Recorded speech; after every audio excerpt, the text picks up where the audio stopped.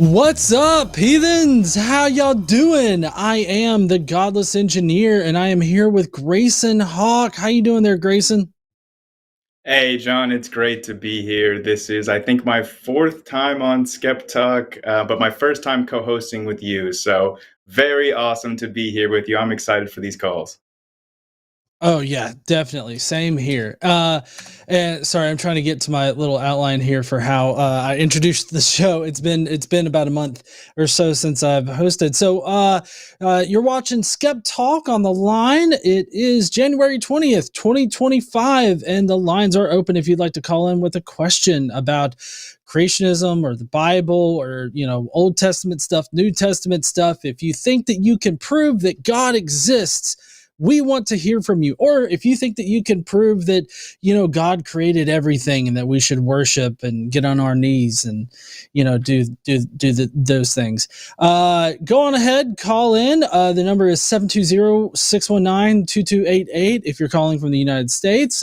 Or if you want to, you can call in from the web. You can find that link in the description. So, Grayson, I know that, people have been here before and seen you with Erica, but do you want to remind people kind of where they can find you and kind of what you do over there on your channel? Yeah, so my name is Grayson Hawk. That's my real name. My dad was a falconer, so my middle name is Hawk. People can find me just by searching Grayson Hawk on YouTube, I'm sure. But I mainly make videos about science, history, and religion, and debunking pseudoscience and debating against all kinds of apologists for pseudoscientists. So young earth creationists, flat earthers, all the like. And then yeah, I'm super excited to be here. Science is kind of one of my big passions. I love the topics of like the origins of life, evolution, the Big Bang, consciousness, neuroscience, all of that stuff. I mean, quantum physics, throw it our way. If you think that somehow science supports the Bible or the Bible is not directly contradicted by science, call in. Like if you think that the Bible corresponds with the reality we live in, I want to talk to you because that's not the Bible that I'm reading and the science that I'm studying. Those two things are contradictory. So if you disagree, we want to hear from you. Please call in. And just today, like a couple hours ago, I just uploaded on my channel a video answering the apologists about people that say, oh, well, if there was no resurrection, then you can't possibly explain the origins of Christianity. There has to be a resurrection. So I explained that, went through the fact and the fiction of all the historical texts there. Check that out if you want to see an actual secular explanation for the origins of Christianity without any resurrection needed. And if you think there is one needed, or if you think we have evidence for the resurrection, seriously, what are you doing? Call in. Yeah, I totally agree. And Grayson, we probably disagree on this particular point, and that's that, I'm a mythicist, and I don't know where you stand on the whole mythicist position, but, that's separate from like whether or not a Jew resurrected in the first century. But as far as like explaining Christian origins, I've got like a whole thing that I run through as far as like Christian origins without a Jesus in particular. So, but yeah, it sounds really interesting. I haven't seen your video today yet, but I did queue up a debate because I love debates, and I saw your debate with Art by Jim Bob or something like that. He's a conservative, I guess, personality. And, you were talking with him about creationism and all that kind of stuff. And it was really aggravating to hear the conversation with him because he kept making the exact same mistakes. He just changed it from, what was it? It was, his go-to seems to be Camel World, but I think that maybe he did Dolphin World or something like that. And he tried to explain shit with dolphins. I don't know. It was really weird. He just, him and other creationists of his ilk just cannot seem to understand just the very basics of like an intro to biology course. Like, I'm talking about from the basics of like what is the definition of sex to how does natural selection work and what is mutations and what kind of things can mutations generate. Like, I've so far yet to encounter even a single creationist that has any accurate or developed scientific understanding of any of those topics. Yeah, I just went through a live stream on my channel on Friday night where the guy was presenting a script, like it was sort of a sketch of like a student challenging a teacher, and he just brought up like the worst arguments like creationists have come up with. Like, he brought up irreducible complexity, and he called evolution like some kind of antiquated idea. And he was like, I'm surprised we're even talking about this in 2025. And I'm like, what in the heck? This is opposite day. Like, on this guy's channel, in this guy's life, it's totally opposite to like what is in reality. And that's what it seemed I to mean, be. I've gotten such reality warped creationists that I've come across that like they'll come up in a live stream or a side chat and say, or a comment or video and tell you, yeah, did you know that evolution is actually an ancient Greek pagan cult? And you'll be like, no, the theory of evolution's from the 1800s. Sorry to break it to you. And they say, no, actually, that's not true. And then another creationist will chime in and say, actually, it's an even older ancient Hindu cult. And like, it's like, I mean, just they can't even accept the very, very basics that everyone should be able to agree on, that like, hey, the theory of evolution wasn't around before the 1800s, right? Can we just not all agree with that? But apparently we can't. Apparently, I mean, I don't even know where you start in your conversations.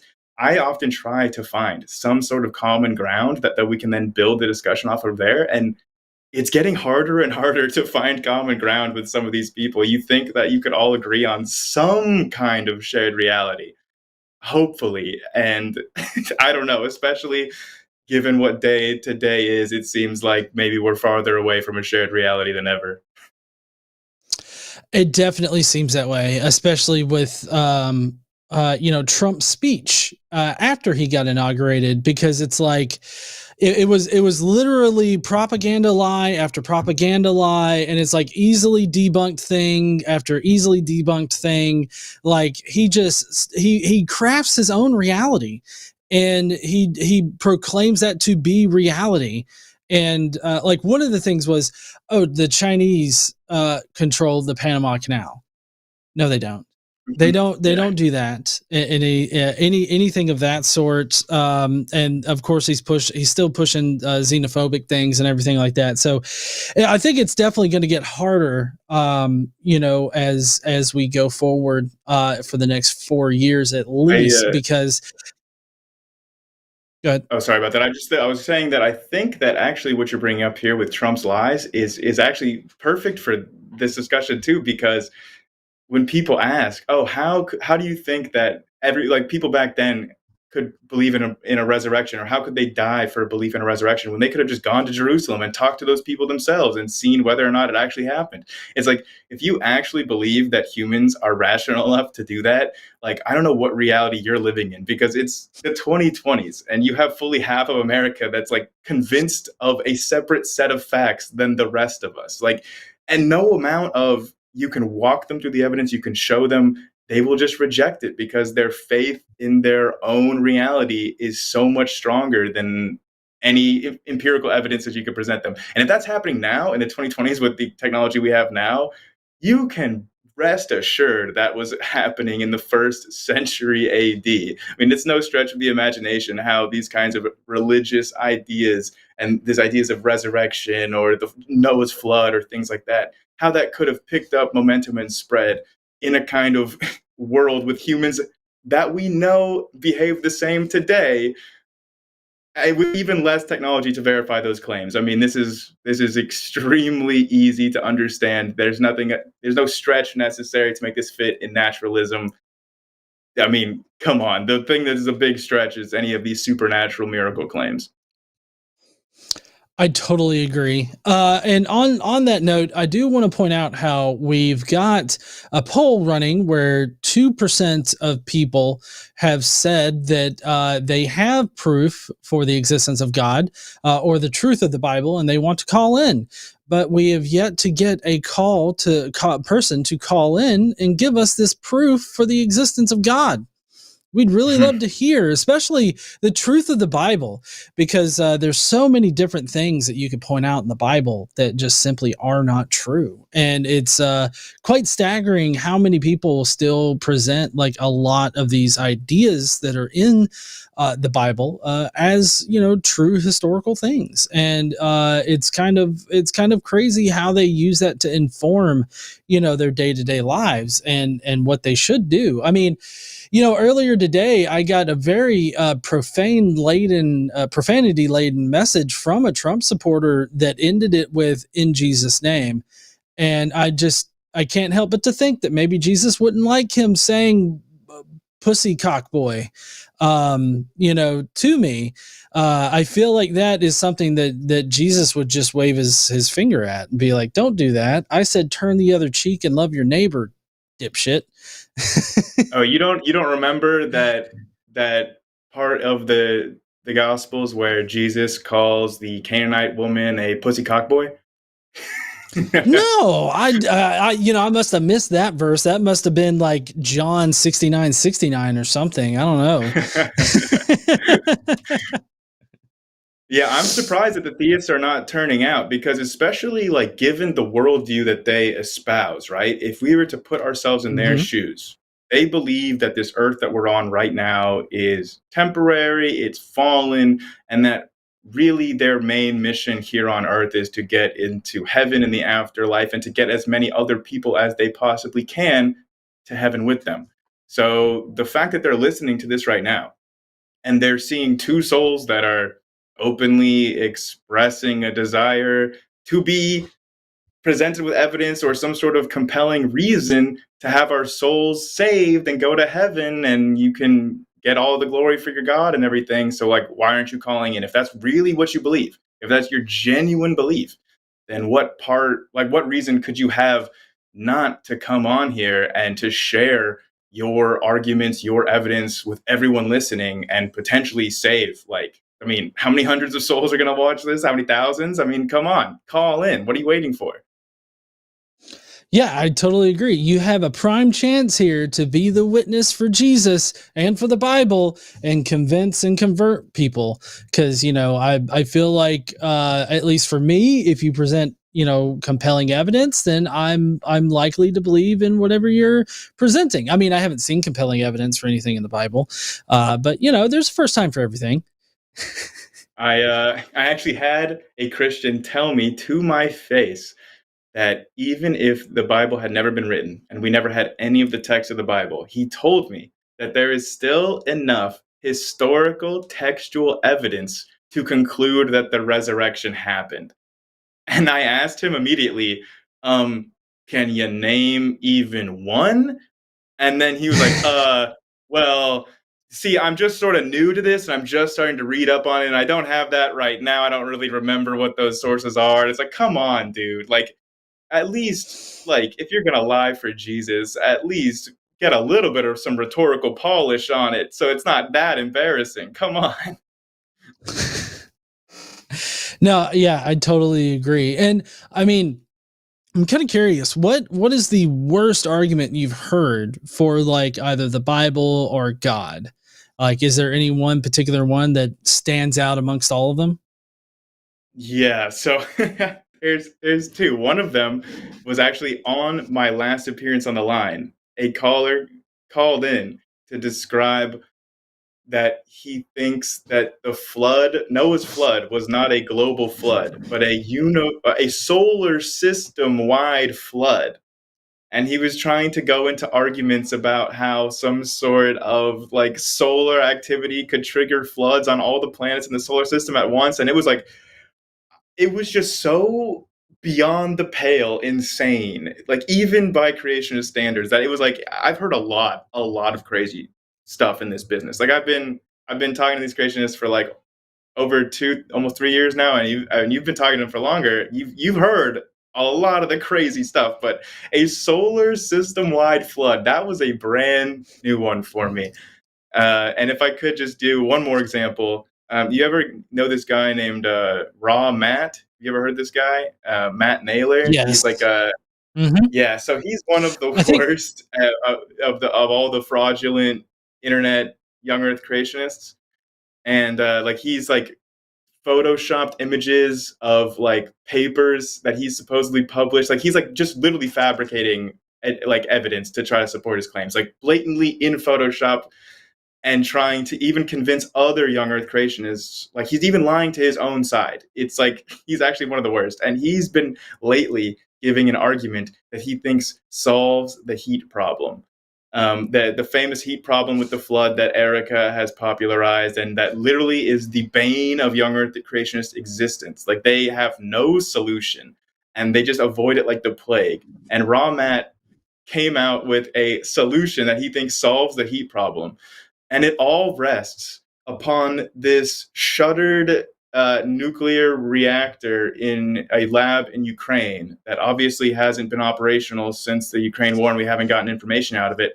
But he's showing that like and it's like basically it's like a Z pinch where they like basically like send plasma through a tube, and the pressure causes it to like collapse and shoot a spray of particles that then bombards a little sample and can cause it to like decay or to change elemental identity or isotopic identity. And he's like, wow, look, the isotopes that it generates, or he says the daughter products that it generates, are the same as the natural abundances in nature. So this explains all of radiometric decay. All the things that we see are coming from this, which again is like a super pressurized, super hot, like line of plasma that's shooting particles at a sample that then is like radiating it. Like he thinks that can somehow explain the heat problem away, and like how we have radiometric decay and like why it gives us ages. And all of this rests upon him not understanding the difference between the word isotope and daughter element. Like throughout the entire argument, he keeps using those words as if they mean the same thing, and not understanding that like when you actually know what those two words mean, then the results that he's showing like have absolutely no bearing on anything that he's claiming. Like it's literally just the isotopic abundances are because of the stability of those atoms. That's it. And that's why they're the natural abundances of those isotopes, because that's reflecting their stability. And he's like, wow, this lab created it in the isotopic abundances, but he calls them daughter product abundances, thinking that these are like the products of nuclear decay. So he's like, look, this experiment produces all the daughter products in the exact ratios that we find them on Earth, giving an old age. Therefore, somehow he thinks that a bunch of plasma was condensed in the past and then like shot a beam of particles at all of the different deposits on Earth to give an appearance of like daughter isotopes of these decays that makes it seem like the world is really old. And I cannot pick which of those two arguments is worse. Like which one is dumber. They are so beyond, like, I mean, that those are like, if you try to chart those on an IQ chart, like you are in the negatives. Yeah, I don't know what to say about that. Now, well, as far as like responding to it, because it just seems totally ridiculous. And I mean, I guess I understand like isotopes and everything like that to explain like why radiometric radioactive decay works and all this other stuff. But I haven't looked into like that particular claim. It definitely seems like it's total bullshit though. The way he And solves John, the heat problem. would you be surprised to learn that no other lab on Earth can replicate the results of this Ukrainian reactor? No one else has been able to replicate it. Isn't that weird how that happens? It's crazy. So we do have a couple of people that's called in. Now I was going to ask before we moved on to the first caller here, was Raw Matt the one that wrote a book? Because I thought that there was one of those quick. YouTube creationists that wrote a book. Yeah, Raw Matt, I don't know. I'm pretty sure he has written a book, but he has his own cryptocurrency called Bible Coin. I'm not kidding you. He has his own website where he sells herbal remedies, like ancient herbal remedies for things. And then he is a former breatharian, somebody who thinks that they could survive without eating any food and just survive by breathing in the nutrition from the air itself. This is who we're talking about. Yeah, no. Yeah. Okay. I mean, it's like you almost have to be detached from reality to even ever fall victim to any of this stuff or be indoctrinated as a child. Those are the only two ways I can think of for how you could possibly become a young earth creationist. Yeah, totally. You know, every time I see a creationist video, every time I see it, a creationist video, it just reinforces that. So I totally agree with you there. So we do have somebody calling in to try to prove that God exists, and this first guy, his name's just Tattoo Mike. I guess maybe he gives tattoos or something. Hey, what's up there, Tattoo Mike? Hey, you hear me? Yep. Yep, we got you. Awesome. Like where that was coming from. I mean, the last guy was definitely shooting from the hip. I appreciate that. And I kind of am as well, in a mild way. I've been studying a lot of religion and been deconstructing for a while, in which case, yay, atheism. But it does feel like there is a universal field that allows a certain amount of inflection in people's lives. How do I know this? I will it to be. I will it to find things like table saws, tables, chairs, salvage in many regards, but also insight and coming across the idea of the it is hard not to say Higgs boson, but the Higgs field. Are you at all familiar with the idea that there is some quantum entanglement between many things that we don't quite understand? So I have taken 2 courses, like 2 semesters of quantum mechanics, studied Nice. like entanglement. Um, like, sure, there's like a degree of entanglement that exists between particles that are interacting, but the thing I don't think that you're accounting for is decoherence. Like that entanglement, those quantum effects decohere when you have more and more particles involved, and none of this has anything to do with the evidence of God. I just have to say, like, yeah, sure, the Higgs boson, that's a real thing. Sometimes people call it the God particle.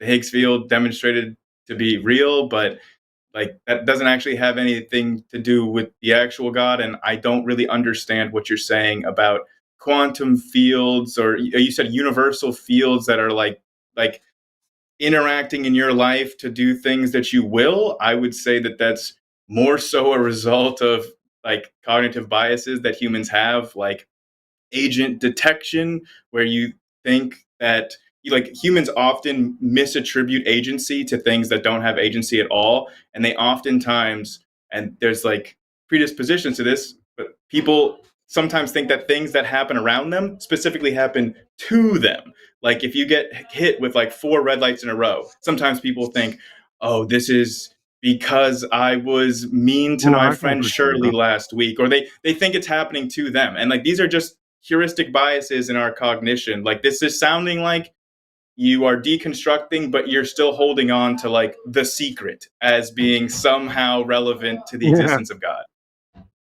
it it's a weird thing to represent God in a certain way, but I'm sorry. Who am I speaking to? Sorry, my name is Grayson. You had mentioned the previous guy. Just you are the first caller. I'm the co-host. Oh, no. I meant, my bad. 100%. Matt Dillahunty told me that I should start writing things down if they did happen. And in the way of creating a record, I started looking back at things that I willed. You will it to be. How do you And know granted, that you willed those that things? dog doesn't always hunt. Say again? How do you know that you willed those things? Because oftentimes, like, How do I know here's a that great I example, willed right? something to be? Yeah, like here's a How great do you example, know that right? you wish I something really to wanted to happen? do this trip. Hold on. I really wanted to take this trip, and I wanted to see like a coatamundi, which is a type of cute little critter in the forest. And I was like, I wanted to see one of these in the wild so bad. And I was going back and forth about whether or not I was going to go on this trip. But I just kept thinking about how bad I wanted to see one of these. And then on TV, for the first time in my entire life, I've never seen a coatamundi on TV. And that very night on TV, there was a pharmaceutical ad, of all things, that featured a coatamundi. And I was like, what an amazing coincidence. Now, why would you think that I willed that versus me that recognizes it as a coincidence? Why do you think that your will is involved with making these things happen around you? What reason do you have to attribute that to your will? Because I keep looking for it and looking for the negative therein, positive and negative relation. Are you familiar with confirmation bias? Remind me as to how you see it. Well, I'm just asking if you're familiar with the phenomenon of confirmation bias, where you have a certain belief, and then you specifically look out for what evidence fits that belief and confirms your held positions, and then you don't pay attention to the evidence that goes against it. And that is a thing that is commonly observed that humans do. Good, sir. I would like you to look at this in the idea of gender. It is not as black and white as has been considered in a long time. It's a longer spectrum than that. So why should I accept it? Sorry. I was just asking, why should I accept that gender is analogous in any way to what we're talking about? Because it's a spectrum of understanding. Okay, so you're saying that there's a spectrum of understanding in attributing your will to external happenings in the world. Why should I accept that there's a spectrum of understanding to this? What reason do I have to think that you're correct about this? Because I actually started to write it down. As one should. Wait a second. Hold on, Tattoo Mike. Let me get this right. Your answer to Grayson's question of how do you know that this is representative of reality is that you wrote it down? Yes. If you're going am I hearing that correct? Subject yourself to an idea, you should at least test it. So, Tattoo Mike, if I wrote down if I wrote down Tattoo Mike is wrong, does that make it true? Let's say you wrote down you're going to find a bike in front of your house. Mm-hmm. Like, is this like Death Note? What? Have you ever seen the anime Death Note? Is that where you will the universe to produce some affection or affirmation of something actually happening because of your sorry, I'm getting him off in the weeds. That's my bad. No, I'm like, Death Note is exactly what you're talking about. Where in Death Note, in this anime, this TV show, they write down the name of a person in a book, and then later that person dies. That's similar to what you're talking about, is that you're saying, if I follow you, Mike, you're saying that you write down a prediction. You write it down, and then later on, after you've written it down, it then happens in reality, right? Have you ever heard of the study where... Yes, actually. Okay. So have I ever heard of the study of yes, actually? Have you ever heard... Just give me a second. I wanted to say yes before I was like, no, I'm not going to disregard what you said. Okay, so yes, that is kind of the idea. Like, I want to say a Stanford or a Harvard study, people who wrote down their goals, dreams, actually were more likely to have them. Not all Well, of them, that's So obvious. let me ask but a this, Tattoo. solid percentage. Tattoo Mike. Tattoo Mike, have you heard Yes, of a sir. vision board before? Yeah, it's kind of the same idea, but not Well, quite. no. So, But yeah, the it's whole purpose kind of of the a idea. vision board. Hold on, Tattoo Mike.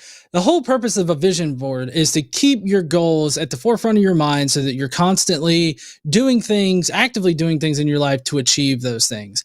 If you write something down, how can you tell that it, one, magically happened, or two, you just created a situation where it did happen? Unlike my friend, a Seventh-day Adventist, I don't believe in fucking magic. All due respect, Okay. I don't mean to throw out fuck like a derogatory thing at you guys. It's just it's a matter of intention, and I believe that No, Sounds like magic to so me, matters Frank. Tattoo Mike, on a quantum level. Tattoo Mike, did you understand what I asked? Can you repeat what I asked you? I have a working memory issue. Okay. When he asked So you repeat the question then. Sorry. no, you're fine.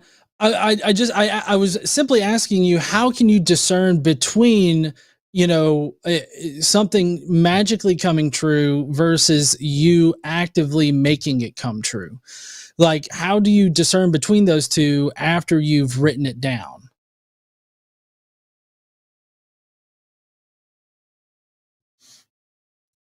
Are you asking that if I believe something and I don't write it down and it happens anyways, how can I discern that from writing it down and it happening anyways? Yes. Likelihood. Okay, so can you give us an Likelihood? example?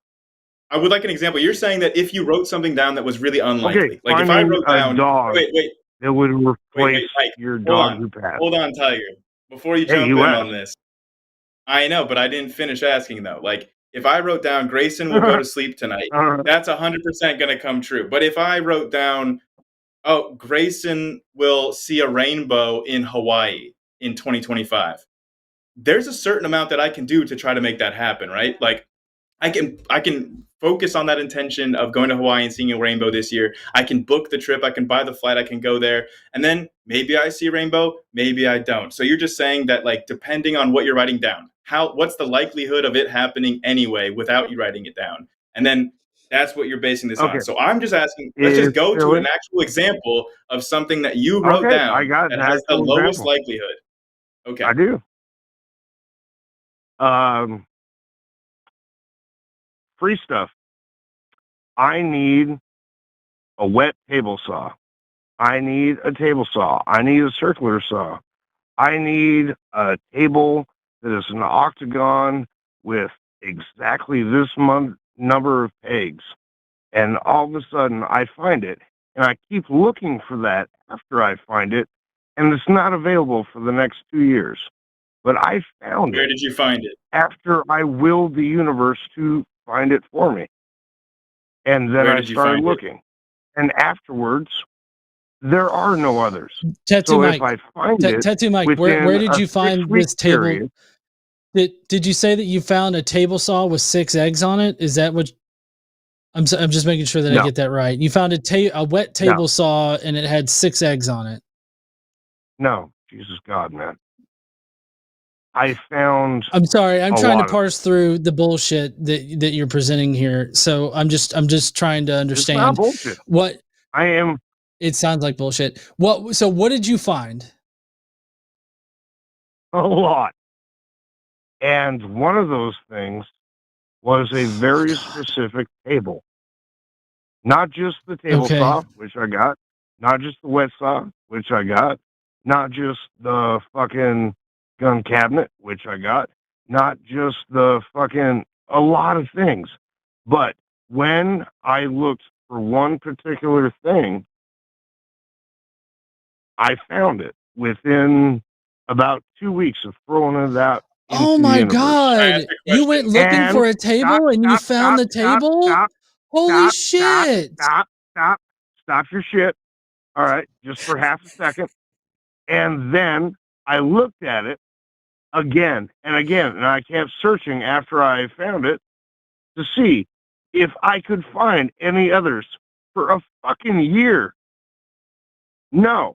Once I willed it into the universe, I found it. Okay. And is it Tattoo so Mike, please crazy to think answer that my there is question. some quantum entanglement of humanity or consciousness that Okay, look, brings Tattoo Mike, things to be?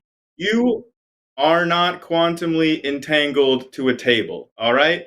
I just want to know, when you say that you looked for it and then found it, That's are funny. you just going on Facebook Marketplace? Are you going online? Are you going to your local shops? Like, what do you mean that you looked for it and then found it? And also, were you saying 6 legs or 6 eggs?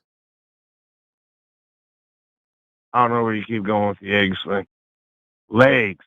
Why would a table have legs. eggs? Well, I That's don't know. crazy That's what shit. we thought you said. That makes sense to you. I wanted a table with eggs, opposed to legs. That's how you're Jesus. Okay, All right. so you wanted a table with 6 legs and you haven't been able to find it since. So where did you find it originally? Because you're trying to say that because you wanted a rare table and then you later found the rare table and you haven't been able to find it again, that is somehow evidence for the existence of God. The existence of some sense of a field that is a sense of quantum entanglement, which we can't exactly identify as God. But yes, there is something that connects all of us in a way Tattoo Mike, that really it's quick, like the really quick. 10 monkey Really thing, quick. I just have where a quick monkeys question. learn to. Yeah. Yeah. Okay. Do you Sorry, genuinely I muted think? him. Sorry about that, but Tattoo Mike, I just have one quick question, and then you can go off on your spiel. But like, do you genuinely think that you know what each of those words that you just used means? Like, you feel like you have a handle on what quantum entanglement is?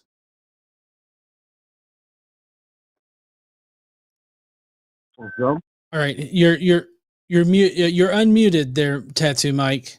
Did you hear what Grayson asked? I said more than most, less than some. I didn't know I ever got muted. That is such a subjective answer to that question. More than okay. So Tattoo Mike, the I think that what we've come to here is that you're using a God of the gaps argument because you don't understand, and maybe humanity in general doesn't completely understand how quantum theory works or the quantum fields work and how quantum entanglement works. So therefore, this lends credence to the idea that God exists. Would that be an accurate steelman of what you've been trying to lay down here? An accurate steel man? Yeah, so a steelman is when you repeat a person's argument back to them so that it accurately represents the argument that they're trying to make so that you can verify that you are understanding what the other person is trying to argue for. Clearly, I'm going to have to listen to this again. I appreciate you all for your time, but I don't believe that I'm creating any circular shit here. What? All due respect. Any circular shit here? Like, I don't know. I don't know if maybe you've had one too many Bud Lights, or maybe you had something before you came on, but yeah, I'm getting a jumbled mess on my end. I don't know if Grayson's picking up what you're putting down, but I'm thoroughly confused by this entire thing because it seems to me like you're trying to convince us that you really wanted a special 6-legged table, you went looking for it, you found it, and then you went looking for a duplicate of it for a year, wasn't able to find a duplicate, and so you went back and got the original six-legged chair, because who the fuck needs a six-legged chair or table or whatever. And so because of the fact that you had that desire to go out and buy a six-legged chair, you ended up buying a six-legged chair, and that proves God. That's what I got out of the call. It So proves a sense of quantum entanglement of when an energy throws out an idea, it's connected by another. Can I ask one final question to Tattoo Mike? Okay, I'm just gonna take everything that you just said. I'm just gonna. What do you got, buddy? I'm just gonna take everything that you just said as an objective, true fact, and I just accept that anything that we desire and we can manifest through some sort of quantum entanglement. Now, my question is that why is it that countries that are experiencing mass famine and starvation, where the people seemingly would really want something to eat, why is it that the quantum entanglement doesn't seem to be working for them? Why can't they manifest up some food? Because those in power won't allow it. It's actually pretty But simple. they will allow you to manifest your six-legged table. Something given, something someone wants to give, opposed to someone wanting to take. Yeah, it's a matter of power. A matter of power. You don't think okay. Okay, yeah. Tattoo Mike is just so much more powerful. You know, great. Hold on. I want to attempt this whole willing things into existence. Right now, I'm going to will into existence a miniature version of my own head. Okay, that's what I'm going to do. Do you clench your butt cheeks or something for this? You specifically really want to. Oh my God! Look at that small picture of your head. Whoa! No way! I just willed this into existence, and look, I can even. It's a bottle opener. So like, wow. And someone's going to be giving that to you. Yeah, God gave it to me. He manifested it directly in front of me in the air. It's quantum entanglement, silly. It's not God, it's quantum entanglement. It's okay. We'll get there. Yeah, so I quantum entangled this sumbitch, like, from wherever, like out of the air, like I quantum entangled all the particles and it just formed into an exact replica of my face. Is that what happened? That's really funny. No. Well, how does the quantum? I'm really curious about the practicality of how it practically works. So, like, you write shit down on a piece of paper, and then it just appears at some point. Either somebody gives it to you, or just by happenstance in the universe, whatever in the fuck happens. Is that? I mean, am I putting down what you're? Am I picking up what you're trying to put down here? That has a positive and a negative. How do they work? I've seen a magnet. I don't want to hear from no scientists. Wait. Can Tattoo Mike, what is the mechanism for how quantum entanglement creates the things that you desire out in the external world? Like, how does quantum entanglement do this physically? What's the physics going on? I'm not quite sure. I don't know. But you said that you understand quantum mechanics better than most. Yes. But you can't even give a lot any of I semblance don't of a... know.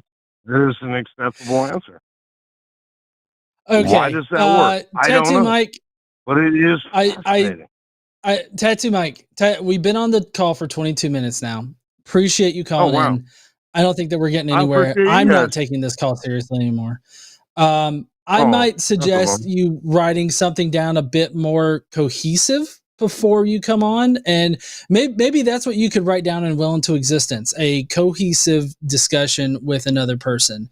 Maybe that could be the thing that you write down and put on your vision board. So you guys do like scripts? Like write down a script? I mean, have it go. No. I'm saying And then run organize your with it. thoughts so that you can have a reasonable discussion where we understand what in the fuck you're saying. That's what I'm trying to get you to do. Right now, it comes That if across you as put buckshot. forth an effort and someone else is yearning for that effort, maybe there's a chance they can connect on a higher chance than they wouldn't. Can you demonstrate that with any evidence at all? And apparently you don't like the evidence I provided. Well, you didn't. So the You just said evidence you wrote is you something finding a down and then it six-legged. happened. Yeah. That was Your a blur your of two evidence people is talking. finding furniture. And what kind of evidence would you like? Way to Okay, can make you write down? 25,000 children Could you write survive? something down? Could you write down a prediction of some, like, not a shopping item? Like, you're writing down an actual grocery shopping list right now of furniture you want. Can you just write down, like, an event, something that will happen in 2025 that hasn't happened yet, that, like, a normal Good person God, that man. is not It's not quantum. like, Wait, hold on, do you want You lottery asked a numbers? question, I'm answering. No. Actually, lottery numbers would be great. If you have them, I would love them. But what I'm asking for specifically is for you to write down some event that you've willed into the world that is an actual something impressive to predict, not just I'll find an item of furniture that I like. And start shooting satellites due to massive rotation into the atmosphere. Okay, write 20 that years down, ago. and if that happens, Tattoo Mike, you win. Okay, the secret is real. Quantum entanglement. Write that down, and we'll see if it happens. All right. Yeah. Thank you, Sounds Tattoo good. Mike. I hope Hey, you come man, I back with something appreciate you, better. man. And It's been good. It's all right. unexpected, but Thank you, Tattoo Mike. hey, I just wanted feedback. I see where you're coming from. Thank you all. Okay. All right. Bye, Tattoo Mike. Now, So, I'm a sucker for tattoos, as people know, but like, I mean, yeah, exactly. but like, and I'm not just a fan of tattoos. I'm generally a fan of Matt Dillahunty. But honestly, I'm going to have to offer a criticism here. Telling Tattoo Mike to write down his thoughts, not a good move, Matt. Not a good move. Why did you have to do that to us? I mean, it felt like Tattoo Mike couldn't even write down his thoughts in like a cohesive way where we could actually discern like what in the fuck he was talking about. So I feel like maybe he needs a little bit of help collecting his thoughts. We can't wait to hear from more of the quantum entanglement writing down things person. I did, however, get a mini head of me out of it, so that works. This was actually a gift from my wife. She got like little a bobblehead, and this came with it, and so they made a bottle opener head of mine. I feel like something that happened to Mike, like literally happened to me like 2 years ago or something, where I've never been able to find hats that I like. I didn't write it down, of course, but I was having the thought, oh, I really wish I could just find a hat that I like.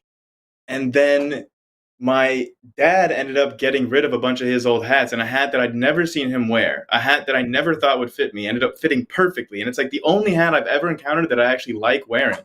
And then I made a stupid bet with my uncle with the hat, and I ended up losing the bet, and my uncle has the hat now. And I've been trying to find a replacement, and I can't even find the same make and model anywhere. Like nothing fits the exact same way. Like it's the exact same thing as a table. But the difference is that I'm not crazy, and I don't have crazy heuristic cognitive biases that are like warping the way that I like think reality is happening around me, to where I think suddenly I created that hat. Like when my dad got that hat 30 years ago, it was because I was willing it into existence 2 years ago. it makes no sense if you just think about it for more than 0.02 seconds about all the causal factors that went into that thing happening and how they predated your desire ever existing for that thing. Like, but I don't think that these people are even thinking about this for 0.2 seconds, at least not critically or analytically. Yeah, I don't think they are either, because it seems like there'd be some very basic shit to go through before you formulated this magical idea. But before we get to our next caller, I do need to go through some announcements. First off, we have the Patreon here. If y'all would like to support the line, we've got patreon.com/call the line, and you can support us over there. It helps keep the lights on here so that we don't have to sell the line to Raw Matt. I'm sure Raw Matt would love to own the line. I mean, he's got all those Bible coin riches now. Oh yeah. Real fucky money. Yeah. Coming up this week on Chewed Gum, we've got Alyssa and Erica hosting tomorrow night at 6, and then we've got the Hang Up with Matt Dillahunty and Jim Barrows on Wednesday, and then on Thursday afternoon we've got TACIS. On the Sunday show we've got Matt Dillahunty and Owen, and then on the Sunday show, let's see, that's the Sunday show, and then the Sunday show after dark. That Sunday show after dark is Matt and Owen, and then Sunday show next week is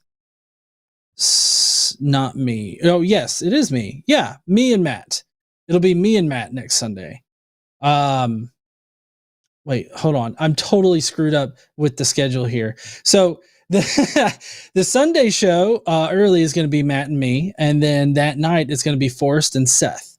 So totally fucked up the announcements there, but we've got all that coming. Another thing that we've got coming that is already out and everything like that is that the podcast the line has a podcast. I fucked that up too. So the line has a podcast, and you guys can go down in the description and you can find the links to the line's podcast down there. All right.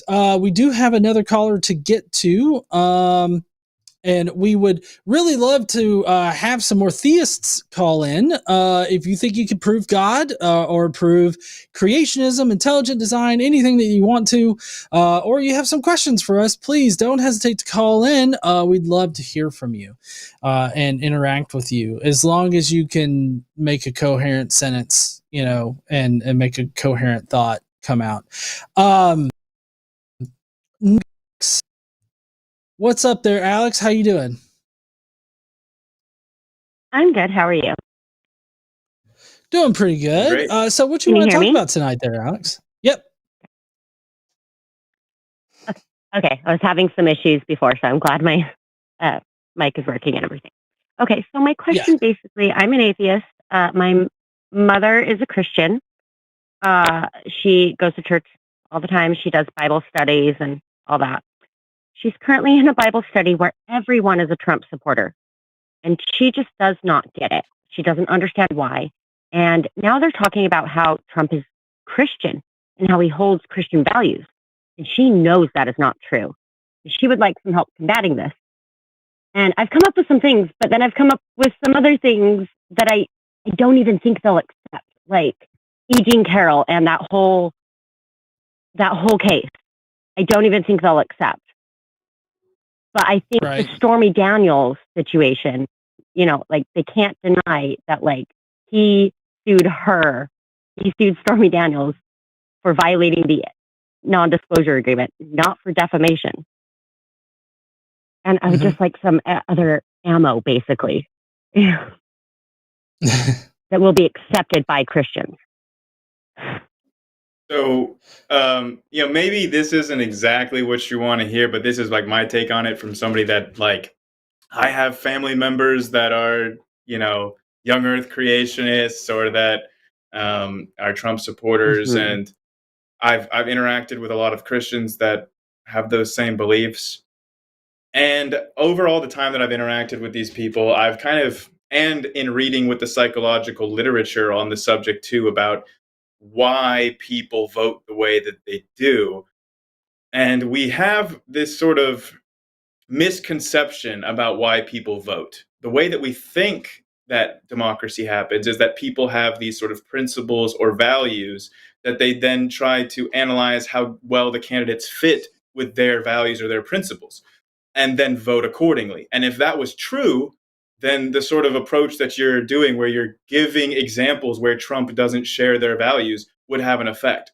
But in reality, what the actual psychological literature and political science literature has shown us is that that's not in any way how people actually decide who they want to vote for.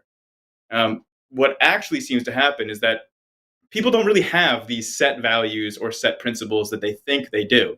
Their values or their principles flow downstream from their sense of identity.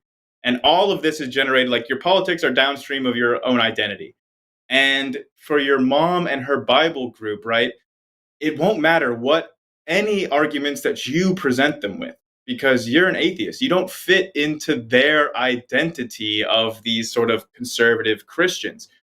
It doesn't matter what the actual substance of the arguments are, because those people are not going to be swayed by any sort of rational arguments comparing their values to Trump's values. That's just not how you change people's minds. The way that you would change their mind is by incorporating this understanding about Trump's own hypocrisy and Trump's, frankly, oppositional behavior to actual Christian values, incorporating that into their own identity group. So that means finding somebody that is already in their identity group, that your mom and her friends already identify with and think is one of them, and getting that person to explain to them these reasons about why Trump is not in their in group with them. But you need somebody that, is already there. And that's getting harder and harder to find with more and more of these Christian leaders going to Trump's side if they weren't already there. So, it is definitely an uphill battle. But I think that if you actually want to change any of their minds,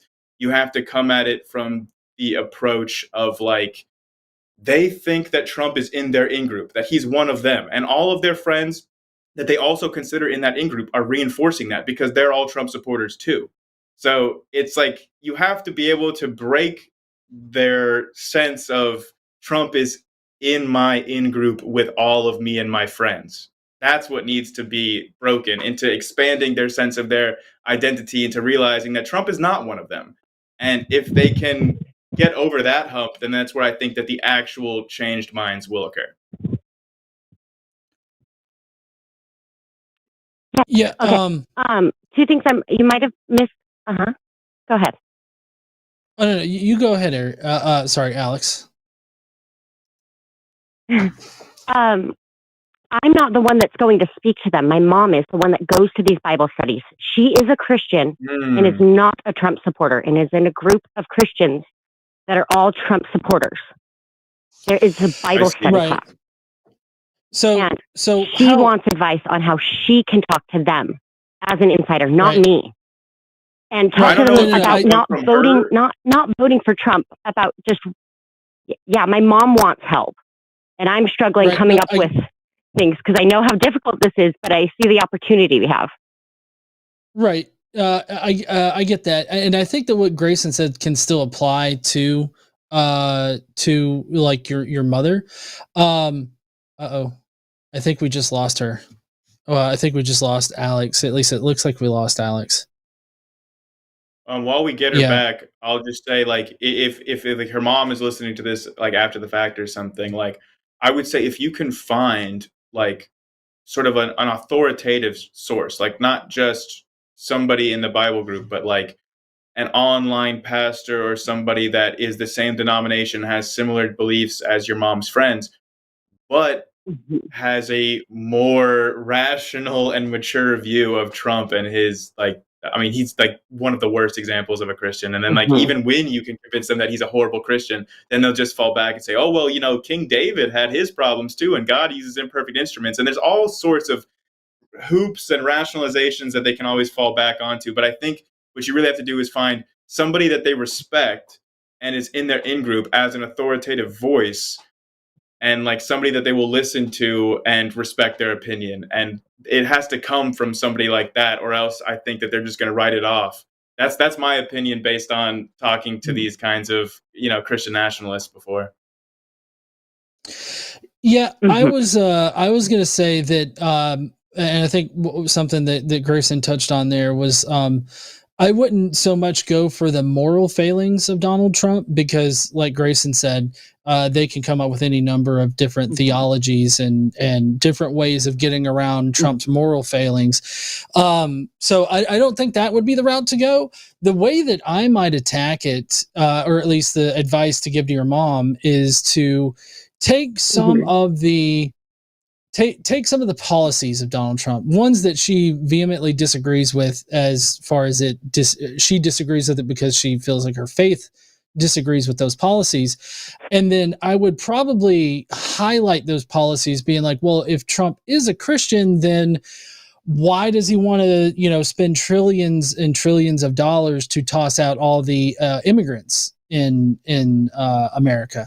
Didn't Jesus preach about how you're supposed to welcome the foreigner and treat the foreigner as your own, and love your neighbor as yourself, and all the social, like, you could theologically you could go down a number of paths with all of the policies that Trump has advanced. During his inaugural speech today, he talked about how he's going to be removing any kind of DEI, which seems to be pretty counter to what most Christians think of as Jesus like preaching, this openness and equality for all people, and treating people with dignity and respect and everything like that. You could definitely tell her that, you can pick out his policies and point out how the policies that they're advancing are contrary to what Jesus would teach or would believe.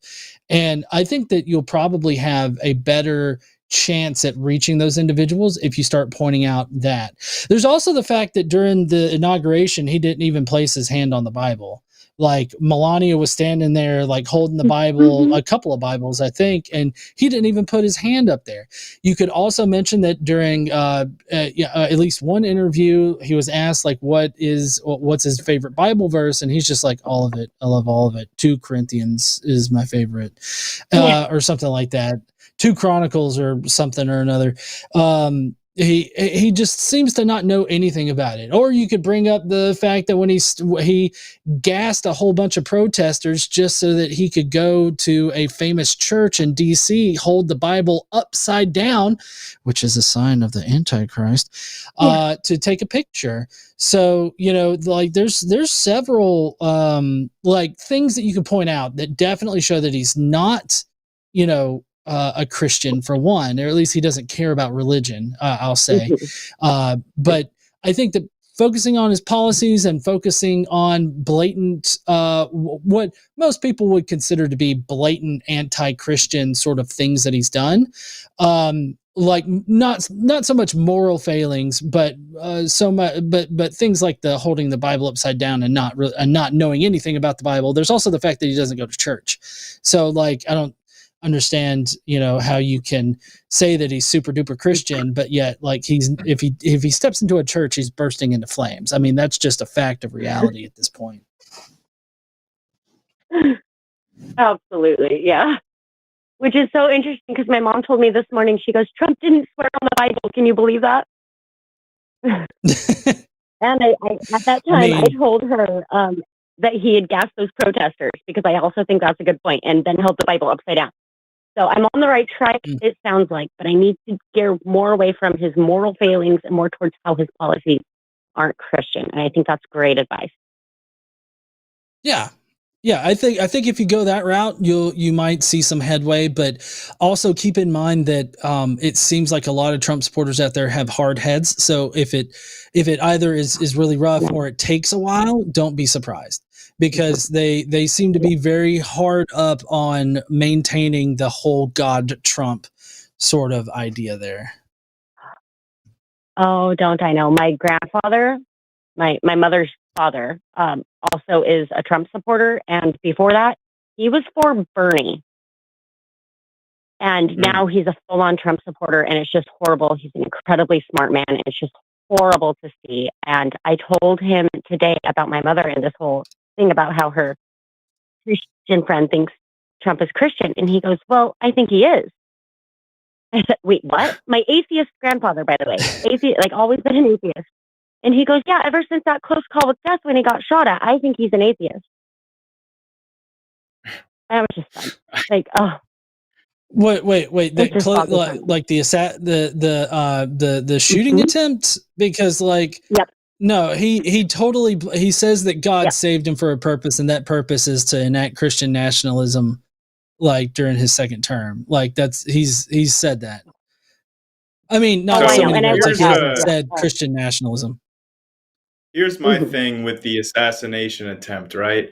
Because I've heard similar claims that Christians will claim that this was a miracle and God intervened to save Trump's life. And I'm like, are you not familiar with any of the details of that event? Because you're trying to tell me that an all-powerful, all-loving, all-good God intervened in the course of a bullet that was otherwise meant for Donald Trump and deflected this bullet or otherwise caused it to miss in such a way that it would steer instead into an innocent father in front of his family and kill him. Like, an actual all-powerful, all-good God would have been obviously easily capable of deflecting the bullet to kill nobody. No one had to die if this was an actual miracle from God. The fact that somebody, an innocent man, did actually die should demonstrate to anyone that this cannot be a miracle. Absolutely agree. It boggles my mind, and I have polite arguments with my grandfather all the time about things like this. Once again, not religious, but he is a Trump supporter, but used to be a Bernie supporter. And the brainwashing, he watched Fox News and now he doesn't because Fox is bad. Like, you can see the pipeline through this incredibly smart man who's super good at critical thinking in every single aspect of his life. And it just baffles me. That is one thing that I have observed with being around intelligent people. Like, I used to work with like neurosurgeons. Like, they were some of my clients, and like I would talk to them and get to know them. And like, very smart people in their niche, like excellent critical thinking and analysis and problem solving skills, rational thinking when talking about brain or spinal surgery. But then I heard some very, very smart surgeons, some very brilliant surgeons in their field tell me things like, oh, well, you know that, well, I don't even know if I can say this, but like basically saying that a certain pandemic was just the flu. And I'm like, you're a medical doctor. And like they said, like, oh, did you know that Trump watermarked all of the ballots so that he knows which ones are fake and which ones are real? And he's about to reveal it any day now. That was back in 2020. And I'm like, you are an MD and a PhD. What are you saying to me right now? Like, I've learned that intelligence and critical thinking and analysis is compartmentalized, and that people have blind spots where like they can have a very attuned, like honed critical thinking machine that they just refuse to direct anything at their blind spots, which is usually their things that are wrapped up in their own identities and their own faith and thing like that. They don't want to turn a critical gaze towards those, and they're very smart only in certain fields, and they don't universally apply their intelligence elsewhere. Yes, and now I'm recalling what your very first point, I believe it was you. It's hard to tell because I'm not watching on the screen. But your point about how people don't vote for their values. And like, I think I do. Like, I was like, no, but I vote for my values. But you're probably right. I vote up through my identity. And I need to go rewatch everything again. Because even us atheists and even us, skeptics or people who think we critically think, like, I still think it's important to go rewatch and re-listen to everything you just told me and everything, because I think that was so insightful about how you vote based on your identity. Because as you were saying that, I was saying, no, but I vote based on my values. I'm the exception, and that's not true. Like, it most likely is not true. So here's thank you for that. Here's a great so insightful. Here's a great example of that, right? Where people's values can change without them even knowing it, because their identities have changed. And they did this with Trump supporters, this study, where they had these people, like they had this polling data beforehand about these conservative Republicans and like what they do and don't support. And extremely strong support for free markets before Trump wins. And then the very exact same people, after they became Trump supporters and after they changed their identity to no longer just be standard Republicans, now they're MAGA. That's their new identity. And their values totally changed. They no longer supported free trade because now they were protectionists. And when you ask them specifically, you say, why did you change your mind? They say, what are you talking about? I didn't change my mind. I've always thought this. Because they don't even know that their values have changed, because they feel like their identity has stayed the same. Yes. Yeah, that's fascinating. And I can see that like anecdotally in my own life, like with my grandfather. Like he was not a conservative before Trump. Like he was for Bernie. And then like now he denies climate change, that it's human caused climate change. Oh man. When he used to be such an environmentalist. Yeah. And it's baffling. With that one, like there are several things that like I don't know. I also will sometimes do the climate change debate, and it's like you can literally see in the infrared spectrum of like excess heat in the atmosphere, you can literally see the molecular vibrations from excess greenhouse gases and how it contributes to the heat. Like it is right there. The data is available for everyone to look at. It's like not even arguable at this point in time. You can see the infrared signatures, like a little footprint or fingerprint of these greenhouse gases. And you can see as the share of them grows over time in the atmosphere, so does the excess heat. It's lockstep with each other. You can see like, hey, if there was literally any other cause for this warming, the stratosphere would also be warming up too. But if the warming is caused to greenhouse gases, a very specific prediction is that the stratosphere will be cooling instead of warming. And then when we check it, the stratosphere is cooling, not warming. So that eliminates like all other possible causes, from the sun to natural cycles to anything not like aligned with the greenhouse effect, specifically from human sources, cannot explain stratospheric cooling. Like the weight of the evidence, especially you said your father is so rational and scientific minded. It's like how far that we will allow our values or our beliefs or things to change because like, oh, well, I used to like Bernie and now I like Trump. I'm a Trump guy. All the other Trump guys are telling me that climate change is not real. So I guess I don't think it's real anymore. Yeah. No, I made him look for, like, he wanted to prove it to me, and he kept showing me these, like, talking heads, these political just pundits, basically. And I said, what do they know? Show me someone with a background in science. And then he found one who was talking above my head. I did all the research I could. And it was just, he was talking so above my head, and he was talking about this world, report from the WHO that he disagreed with and why he disagreed with it and all these points. Because I also said, I don't care what America's like, look at the World Health Organization, or not the World Health, the UN. Yeah, well, you don't even have to just look at the UN. You could look to America's geopolitical rivals and enemies, right? Our opponents. Like the fact that China, Russia, Iran, North Korea, every single country on this earth with an actual geopolitical advantage to be had by exposing America for lying on the globe stage. Like, if North Korean scientists could come out and expose to the world that like it's all a hoax and Western scientists were pulling one over on everybody else in the world, you know how much of a geopolitical advantage that could give a country like North Korea, Iran, or China, or Russia, like over the US? There's a huge incentive for literally any country that's oppositional to the US influence in the world to expose any of these if they were actually frauds. And yet, China, like Iran, Russia, they all acknowledge climate change is real and are trying, like, at least, mouthing like they want to take steps to address the problem. But like none of them, no major country on earth denies that climate change is real. Like not a single one, even when it's in their advantage to do so. Yeah. That's all great points. I might have to bring up the climate debate with my grandfather again, because it's so infuriating.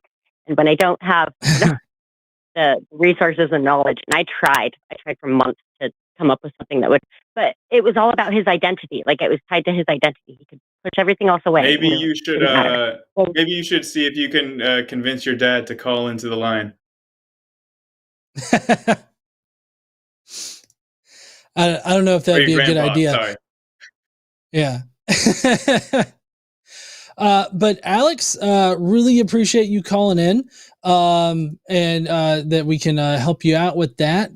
But we do have some theists to get to, so if you don't mind, Great. I think that we're gonna gonna say goodbye. But definitely call back in the future and let us know like how that conversation with your mom went. The advice that we're giving her as far as how to interact with her Bible group or her church group. Yes. Yeah. And I was super excited for an opportunity to teach her critical thinking through this. And hopefully she could apply it to her, to her daily definitely. life. So. I think if anything, you could definitely do that for your mom. And I think that would be, if anything, that would be great. Yes, I agree. Thank you so much. All right. See you later, Alex. Hope you have a great night. Yeah. You too. Thank you. Bye. Bye. You said we have some awesome theists call. coming up. Yes, we do. We've got a couple of theists. We do have an agnostic on the line too. To the agnostic, we will get to you, but we just took one non-theist, and so we want to get to a theist real quick. So I think that what we're going to do is we're going to go to Matthew over there in England. What up there, Matthew? How you doing? Yeah, hey, I'm doing well. Yeah, how are you? Doing well. Doing good. Yeah, and I've spoken with both of you on various occasions, so nice chatting again. So I guess okay. The thing that sorry, you can all hear me, right? My audio is fine. Yes. Oh yeah, Okay. we got you. There's just a small bit of a delay. I was just going to ask, like, what did you want to talk about today? That's all. Sure. So I think that the fine-tuning argument gives us good reason to think there's a God. So that was what I planned to discuss. I mean, the basic idea is that it turns out that the parameters in physics are set to a very, very narrow range. That's ideal for the formation of complex structures. So the cosmological constant, for example, falls in range. That's about 1 part in 10 to the power of 120 of the values it could conceivably have taken on. And if it didn't fall in that narrow range, either it would be too great, and so all particles would immediately fly apart, or it would be too weak, and then the universe would have immediately collapsed after the Big Bang. Matthew, let me ask you this. How many, what's the total set of possible values within that acceptable range? Well, so regarding the cosmological constant, it's a little bit tricky to describe. So there isn't some this is a simple set theory. This is just basic set theory in mathematics. You have a range, right? From one number, let's call it -x, to a positive number x, right? How many numbers exist between those two values? Well, between any two numbers, there are infinite numbers. Oh, okay. So it kind of seems like even though you've narrowed it down to this one particular range, there's still an infinite amount of values that this cosmological constant could be. Is that correct? In the range, I guess if it can take on a value that includes infinite non-repeating decimals, then sure. Yeah, exactly. Okay, so there's that. The next problem that I have, and I'll let I don't know if Grayson has anything to say on this briefly? Point. Okay. I mean, imagine that in order for a person, so imagine you have a scale, right? And and the scale has the following feature: if a person weighs between anywhere more than 121 pounds, you kill them, and less than 120 pounds, you kill them. If they're exactly 120.5, you'd say there's something improbable about them falling in this narrow range, even though there are an infinite number of numbers between 120 and 121. In other words, even if there are infinite total numbers, so long as the range is very narrow compared to the overall size of the values it could have taken on, then that still exhibits a great degree of improbability. Well, no. So the thing that I'm taking away from this is that you're saying that if it is improbable, that means that there's a 0% likelihood of it happening.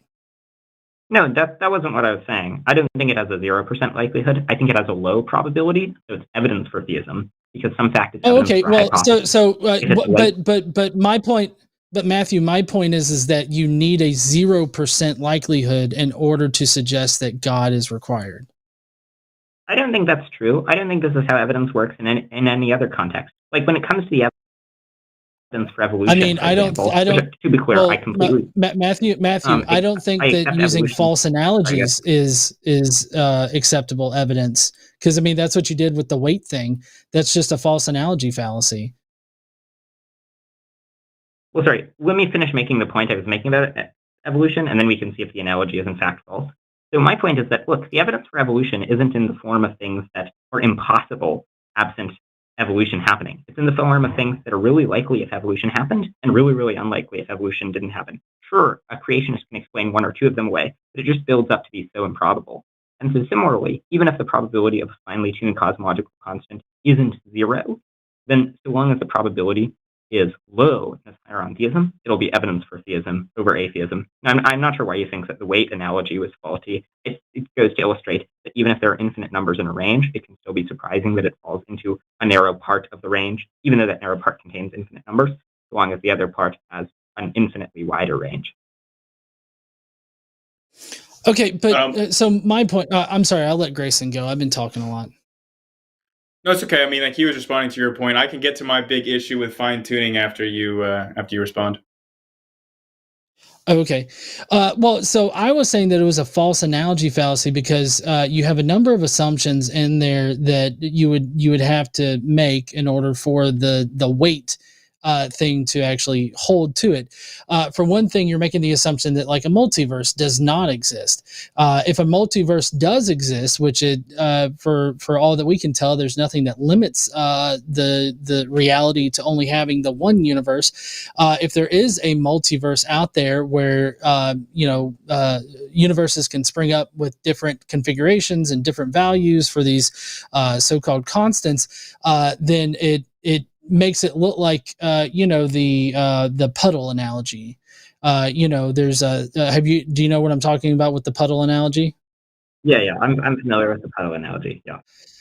Okay, so it definitely seems like you're looking at the final product being this universe and being like, oh my God, for this universe to come to existence, it has to be this value in order for this universe to come into existence the way that it exists right now.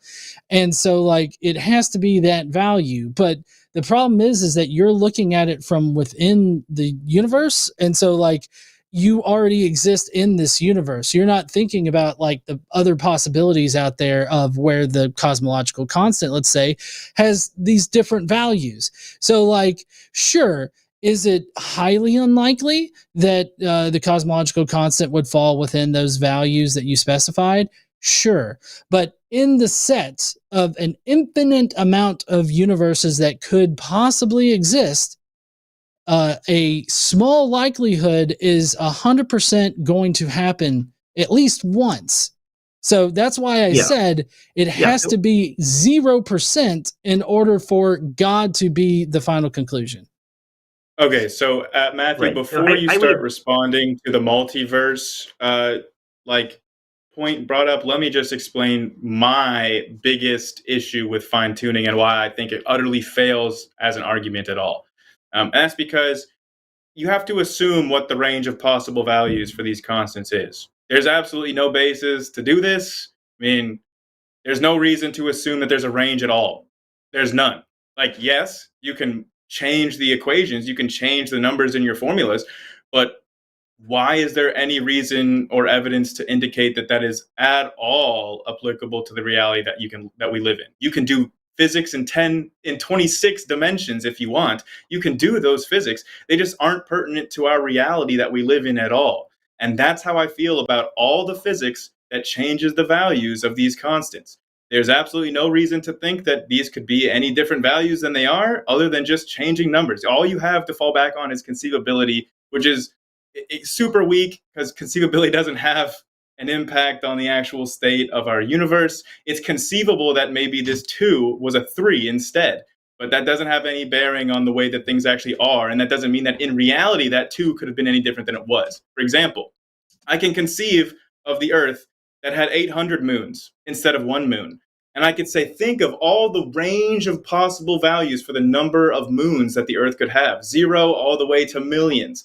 And what are the odds that we only have 1 moon? But then when you think about it, there's very good reasons for why we only have 1 moon, and that's gravity, and the dynamics of the way that these bodies have interacted in the past. There's only one outcome based on the past dynamics. So there are very good reasons that these values have these values that we do. And we know that that is the case for things that we used to think were fundamental constants. Like Fermi's constant used to be believed to be a fundamental constant of nature, and nobody could explain why it had the value that it had until we discovered quantum mechanics. And then we found out why that constant had that specific value that it does. Or you brought up the cosmological constant. DESI's data published just last year showed that the cosmological constant could change over time and isn't even a constant, and is a result of more fundamental attributes of dark energy, for say, the equation of state or something. So we don't understand why these values have the values that they do. That does not mean that you can just assume that they could have all this range of possible values. That is not a valid or justified assumption to make in my book, and that's why I don't think that anyone can honestly make the fine-tuning argument. Right, okay, so there was a lot there. Let me respond in order. The first point about the scale analogy. So, okay, maybe I misunderstood the point of the scale analogy. If the point is just that if there's a multiverse, you can explain fine-tuning so long as the constants vary, I agree with that. But I was just saying that it can still be a narrow bit, even if there are in total an infinite number of numbers that fall in the range. Regarding a multiverse, I agree. So a few points. One of them is that even if you can come up with some other explanation of a phenomenon, in order for a phenomenon is still evidence for a hypothesis. If it's likelier if that hypothesis is true than it's false, if it's false. And so even if the multiverse can explain fine-tuning, given that so long as the probability of fine-tuning is higher on theism than it is on atheism, then it'll be evidence for theism. And there's no reason at all to think that a multiverse is likely given atheism. Indeed, I think there's it is. It is the most likely, Matthew. It is literally the most likely outcome of all of the different worldviews that you just. The multiverse is literally the most likely outcome of all of those. Ask famous physicist Leonard Susskind. He's gone into this before. He's talked about the likelihoods of a multiverse versus other models of the universe. Very extremely respected physicist, and his rationale was very simple. If the universe started once, what is there to prevent it from starting, multiple universes from starting? It's just the most rational thing to think that a multiverse is the most likely given the universe we have now. That is the most likely outcome. Right. So to be clear, I actually agree with that. I think given the universe that we have now, we ought to think that there's a multiverse. What I was talking about, and this is what features relevantly in assessing whether some fact is evidence for a hypothesis, is the probability of some evidence merely given the hypothesis, not updating on the other things that are part of our observation, right? So an analogy would be, suppose, I get several royal flushes in poker, and you accuse me of cheating. And I say, no, I just got the royal flushes by chance.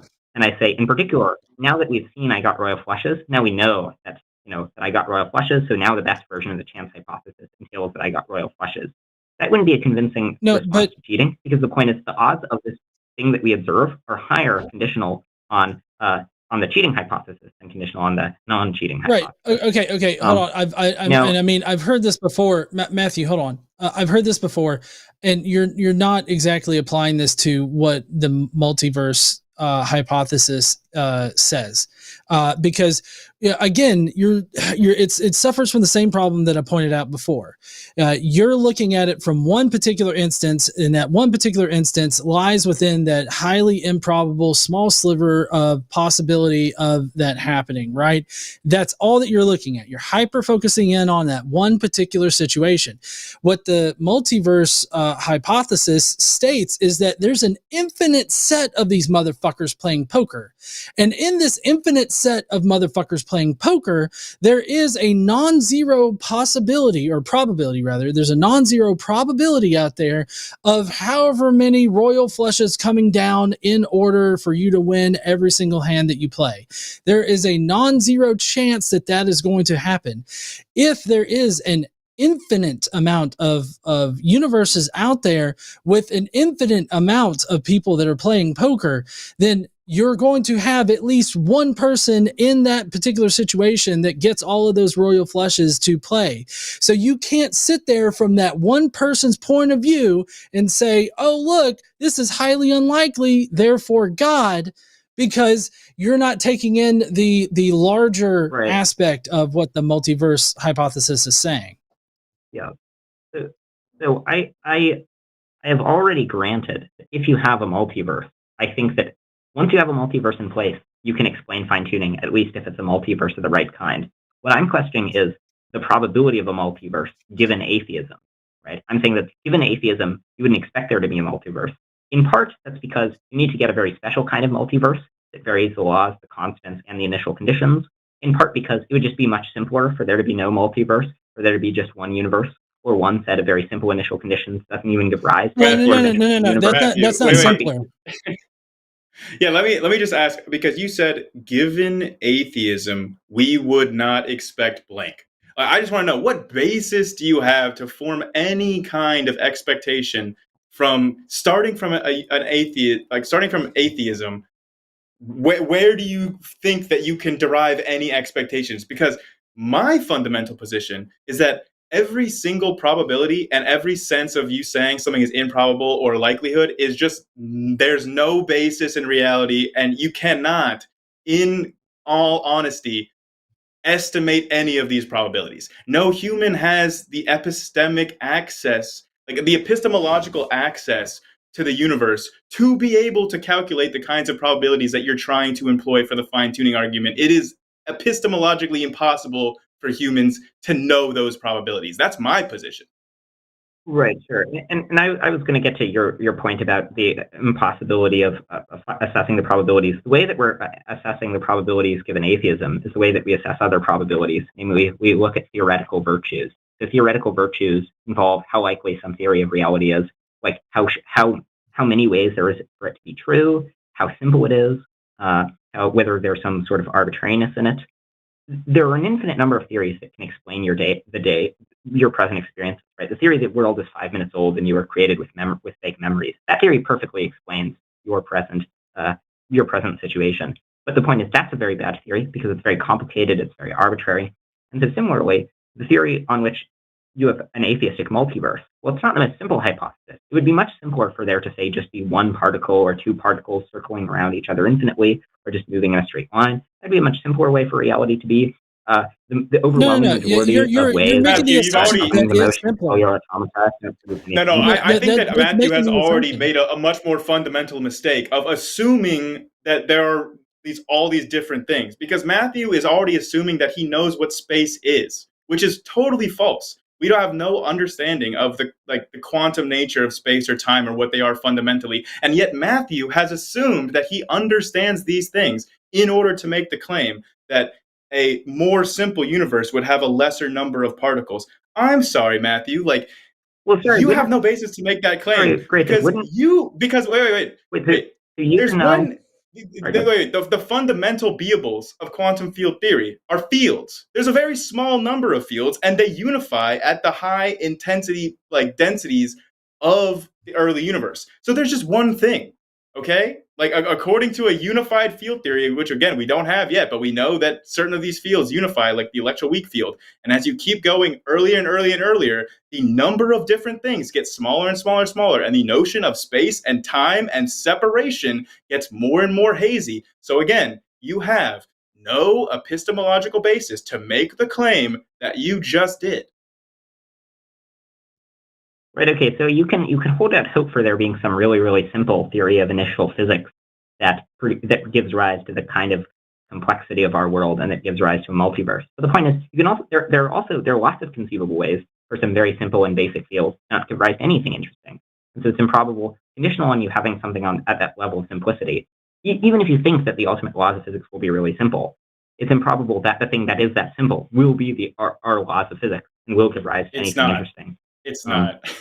Because again, for you to make these claims about what is improbable and not probable, you have to know like all the different possibilities, which you just don't. You don't even understand the fundamental nature of the reality that we're in right now. And yet somehow you are confidently asserting that you know the probability of its existence. It's absurd, Matthew. I don't know why you think that you can make definitive claims about any of these maths or statistics or probabilities. I don't know why you think that you have that ability. Right. Yeah. Okay. So this now gets to your point about how there's no reason to assume there's a range. There might be a deeper explanation. So here's an analogy. Suppose that the initial conditions were, they were arranged to spell out the words "made by God with love" in every human language. In that case, you could make all the same sorts of claims you're making. Oh, how do we calculate the probabilities? There might be some deeper explanation in terms of deeper physics. But the point is, because if there are lots of different ways you could imagine it forms you could imagine it taking on, then you should assign a low epistemic probability to it taking on some highly specific way. And it's a similar way with the constants. If there's a huge number of ways you could imagine it taking on, and nothing like necessarily inconsistent about them, that's relevantly analogous to it spelling out "made by God," where it's a highly specific way that will end up being improbable. So you're trying to say that the current universe that we're in is fine-tuned so that to such a degree that it is analogous to finding, like written in the cosmic microwave background, "I made this universe, signed God." And that if we saw such a thing written in the cosmic microwave background, we would not have the same kind of approach that we have now about, oh, well, maybe there's a reason why these random temperature anisotropies spell this out. You would say that if we saw that, everybody would suddenly believe in God. Well, I think it would make belief in God reasonable. Now, note, I'm not saying the fine-tuning argument is as much evidence as that. I agree the fine-tuning argument is weaker because with fine-tuning, you can explain it with a multiverse. Now, I think there are some problems with that explanation, but you at least have some sort of explanation. Well, with the spelling out "made by God," there would be no plausible explanation. But my point is that in any of these cases where you observe something taking on a very small range, when you could imagine taking on a huge range of values, where there's something special about that range, where it's maybe a range that's particularly valuable, or it has a particular kind of syntactic meaning, it's reasonable to think, that it just arose as a result of the blind laws of physics. So yeah, I agree. It's not simple, but also something that's confusing me is that earlier we established that this quote unquote small range that you're talking about actually has an infinite amount of values contained within it. So, I mean, which one is it? Is it a small range, or is it a range that has an infinite amount of possible values? Well, so something can be both a small range and have an infinite number of values, right? So the range between 1 million and 1 million and 1 is a small range, even though there are an infinite number of numbers that are between 1 million and 1 million and 1.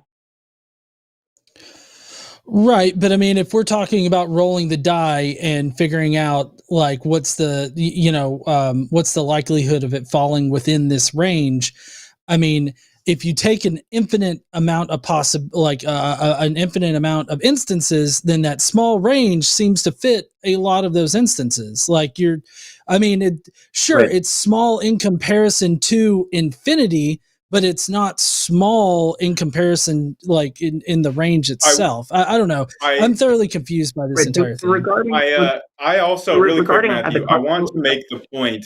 I want to make the quick point of what we're talking about this with the range. And you said specifically like, oh, if it's spelled out a message written by God, we would know that there'd be no explanation for that. But that's because you can calculate like the likelihoods of that, because you actually have examples of temperature fluctuations occupying all the possible positions. So you know what the possible range and distribution of these are. You don't know that for the values of these constants because you don't observe them outside of that range. Yeah, so the scenario I had in mind was one where the initial conditions spelled out "made by God," where just we trace back the Big Bang and we discover that it started out in a state that was arranged to spell out the words "made by God with love" in every human language. In that case, we don't know. We don't have we don't know that's not what possible. shape could be the initial condition. How can the initial conditions well, I spell don't know. out something in every language? That's not even a possibility. That's like a married bachelor. Well, it spells out one thing in the first language, but it moves on to the next one. You know, it's the shape where it looks like it's spelling out things in different languages. Well, so Matthew, we do need to be wrapping up because we do have a couple of other. Well, we do have a few other people to get to tonight, so we will need to be wrapping up soon. I know I've appreciated the conversation. It's been a very intellectually stimulating conversation, even if I thoroughly disagree with the fine-tuning argument as an argument for God or even a good argument to bring up in general. I think it's been a great conversation. But I'm gonna let Grayson. I don't know if Grayson had anything that he wanted to discuss, but I'll definitely let you have the last say there, Matthew. Yeah, well, I'll just say before Matthew takes away that like I would like for Matthew to justify why we should believe that there are these ranges of possible values for these constants. How does he justify that? That's all I'm asking. Right. Okay. So, there were a few objections that were raised. One of them was the multiverse. I agree the multiverse can explain it, but my claim is that the multiverse has a low probability conditional on atheism, because there's no reason built into atheism to expect there to be a multiverse. And it has to be a very specific kind of multiverse to vary the laws, constants, and initial conditions without generating the vast majority of Boltzmann brains. Now, regarding the point Grayson was making about how there's no reason to assume it's a range and it might be explained by deeper physics. Regarding the deeper, I think the made by God analogy is a good one, because yes, in the made by God case, you could imagine the initial conditions spelling out made by God being explained by deeper physics, but it's improbable that they would spell out that rather than some other value. The last point about there's no reason to assume there is a range, again, I think the made by God case helps illustrate why that's wrong, where if you see that there are lots of values you could imagine something taking on, and takes on one highly specific value, and there's something that's special about that value in regards to why an agent might take it out, then an agential explanation makes sense. This is why if you come across a watch on the beach, because there's only one way to arrange it, get the parts in a way that tells time, you'd assume that it had a designer. In a similar way, if we see that the constant falls on this very, very narrow range, where there are lots of ways you can imagine it taking on, then you should assume that there's some design explanation. I obviously have lots more to say. I'm sure you all do as well. But I'll wrap up there. Thanks for having me on. Nice chatting. All right. Thank you, Matthew. I hope that you have a great night there, bud. Yeah, I know that we're letting Matthew go here, but if I'll just respond to his final thoughts here before we transition to the next caller. Like, the reason why I would see, if I saw a watch on a beach, the reason why I'd know that it was created by like humans is because I have previous experience of humans creating similar things. The reason why, if I were to see like God spelled out in, again, it's an incoherent concept to me to think that you could spell out something in initial conditions in every language. That it just seems impossible. But like if you were looking back at the universe and seeing something spelled out like a message, you'd be able to see that there are particles or temperature fluctuations in that other negative space. So you can actually see what the real range of possibilities in there is, like entropically. Like you could calculate the entropy of that system and you would know the other different possible microstates for that system. You can't do that with the fundamental constants and the laws of nature, which is required for fine-tuning. That's why they're not analogous. That's why Matthew's analogy about seeing these things spelled out doesn't make any sense, because it's not analogous. You can't spell things out in initial conditions and laws of nature in every language. It doesn't make any sense to me. So yeah, that's all I wanted to say about that. Okay. Yeah, a very stimulating conversation. I hope that Matthew does call in again, because I love those kinds of real deep scientific and philosophical, like where both of those meet. All right. Next, we're going to go to Ariel, who's an agnostic out of Kentucky. Hey there, Ariel. How you doing?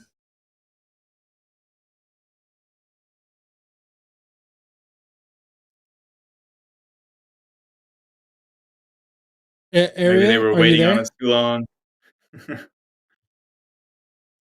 Maybe. I'm sorry. Oh. Can you hear me now? Yes, we got you. Sorry, I put you on mute, so you wouldn't have to hear kids and whatnot while I was listening to you guys. Hi. Hello. Hi. So, what do you want to talk about tonight?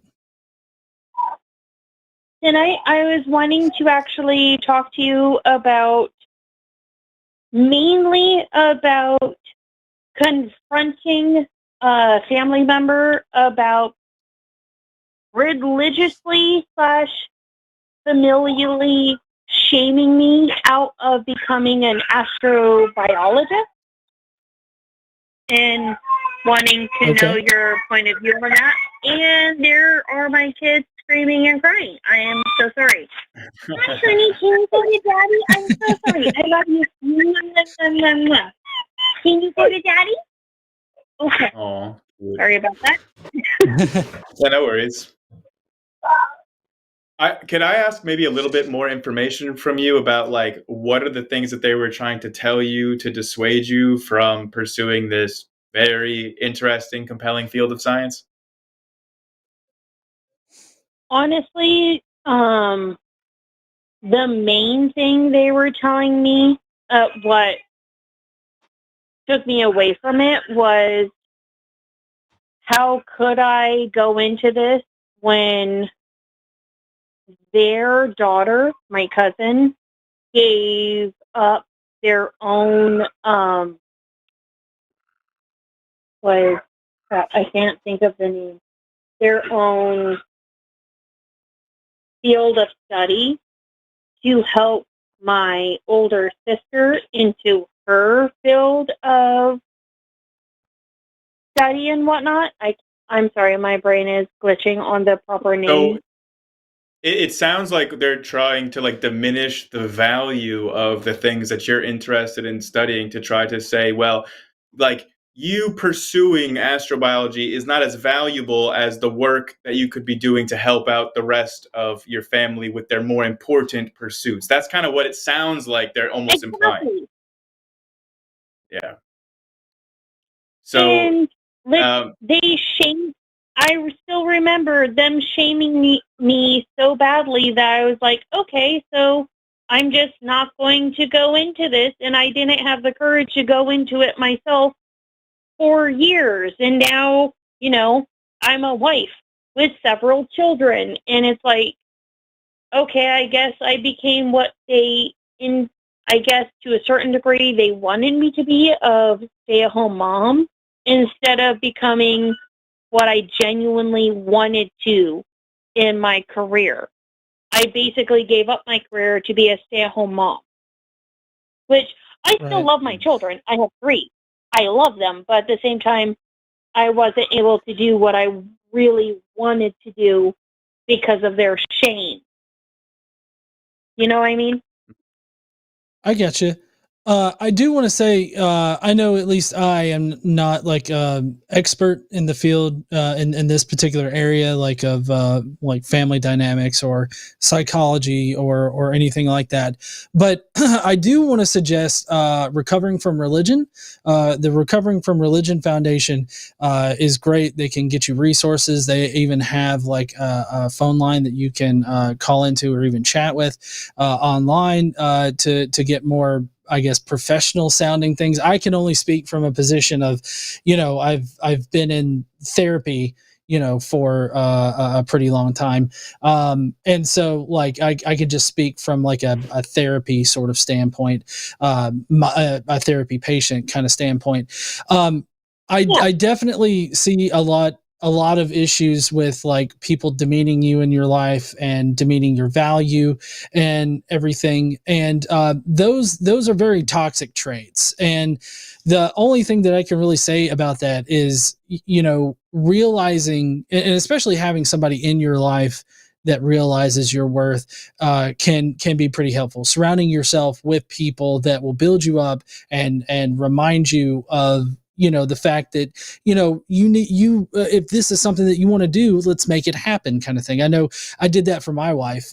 She wanted to go back to school, and she was unsure about going for engineering because she's not mathematically minded or really engineering minded, but like in the area that we're in, an engineering degree is going to be the best thing, for her career. And so like I was there to champion her every day, despite what, anybody else would tell her. I would just make sure I was that positive voice for her.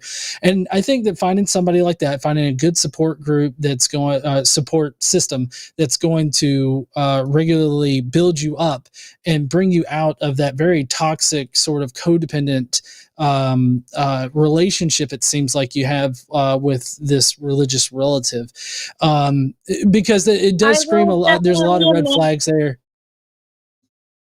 Sorry. I will admit my husband definitely is that you are exceptionally smart and intelligent. You have a mind for this. He is constantly telling me those things. Even as a stay-at-home mom, he's like, you're intelligent and you have a wonderful singing voice. Why don't you do this? Sing about these kinds of things to our kids and whatnot. And we're polyamorous, so even our girlfriend is also doing the same thing of, you're highly intelligent. Do that too. Honey, absolutely. If that's what you want to do, go for it. Go to school. We'll help with, supervising the kids so you can do classes and whatnot. And I guess emotionally, it's just, I can't help but I don't like saying hate for this, but there is a huge part of hate towards my aunt for just shaming me out of this when I wanted to do this before I even met my husband type thing. Yeah. And I wanted to do it back then, but, now I'm a stay-at-home mom and just, certain things that get built into you kind of thing. Yeah, I just want to say, like, it's not too late to pursue your interest and your curiosity and to learn these things about this field that you're interested in. And like what John is saying about a support group is like so important because, I have family members that don't share common interests with me. And it's like, it sucks when you're trying to express something that you're interested in, and you want to share something that you learned, and you're really excited about something that you want to share with a family member. And then there's no interest, and they make you sound like what you're interested in has no value. Since literally my family, the aunt that I'm talking about, literally we grew up in a Star Trek family. So it's always like, yes, pursue the beyond the stars. So I'm like, why are you shaming me when we're into this shit? The fuck? Yeah. Yeah, and maybe like there could be something going on there with your aunt. I don't know her, but I do think that there is a huge value in being able to geek out about the subjects that you love with other people that love those subjects. So maybe that's not ever going to be your aunt, but maybe, like, I don't know if your husband is into that, but there's also plenty of people online into astrobiology, and I'm sure other people you can meet. Like, if you ever want to geek out about astrobiology with me, like, we could do that. I love talking about astrobiology. You can find lots of people out there that share these similar interests, and you could still scratch that same itch. Love it. Yeah, exactly. And you can still scratch that same itch of learning about astrobiology, studying it. You can do those things, and you can feel fulfilled in your passions and interests without your family consenting to it or being on board or being supportive. You can find people in your life that you can surround yourself with that are going to be supportive of those passions, and they are going to believe in you and your ability to do these things. And it's not too late to do that. And also, I would just say, it would be awesome if you could share your passion for astrobiology with your kids. I'm sure that your kids would love all this talk about aliens and extra worlds and stuff, and that's something that you could share with them. And just the last thing I want to say is that my oldest is dad already like, yes, aliens. Yes. And so this was something that my dad said to me that had a big, big impact on me and like my love of astrobiology. Like when I was little and my dad saw that I was like drawing like little monsters or something, he told me this. That is like not a true statement, but it made me feel awesome as a kid. He was saying, the universe is such a big place that the odds are that anything that you could draw probably exists out there somewhere. And I was so empowered by that as a kid. I was like, everything I'm drawing is real. And it was the greatest feeling ever. And you could totally share this passion for aliens and astrobiology with like your kids. And I'm sure it'll feel very fulfilling to geek out with them. That is true. It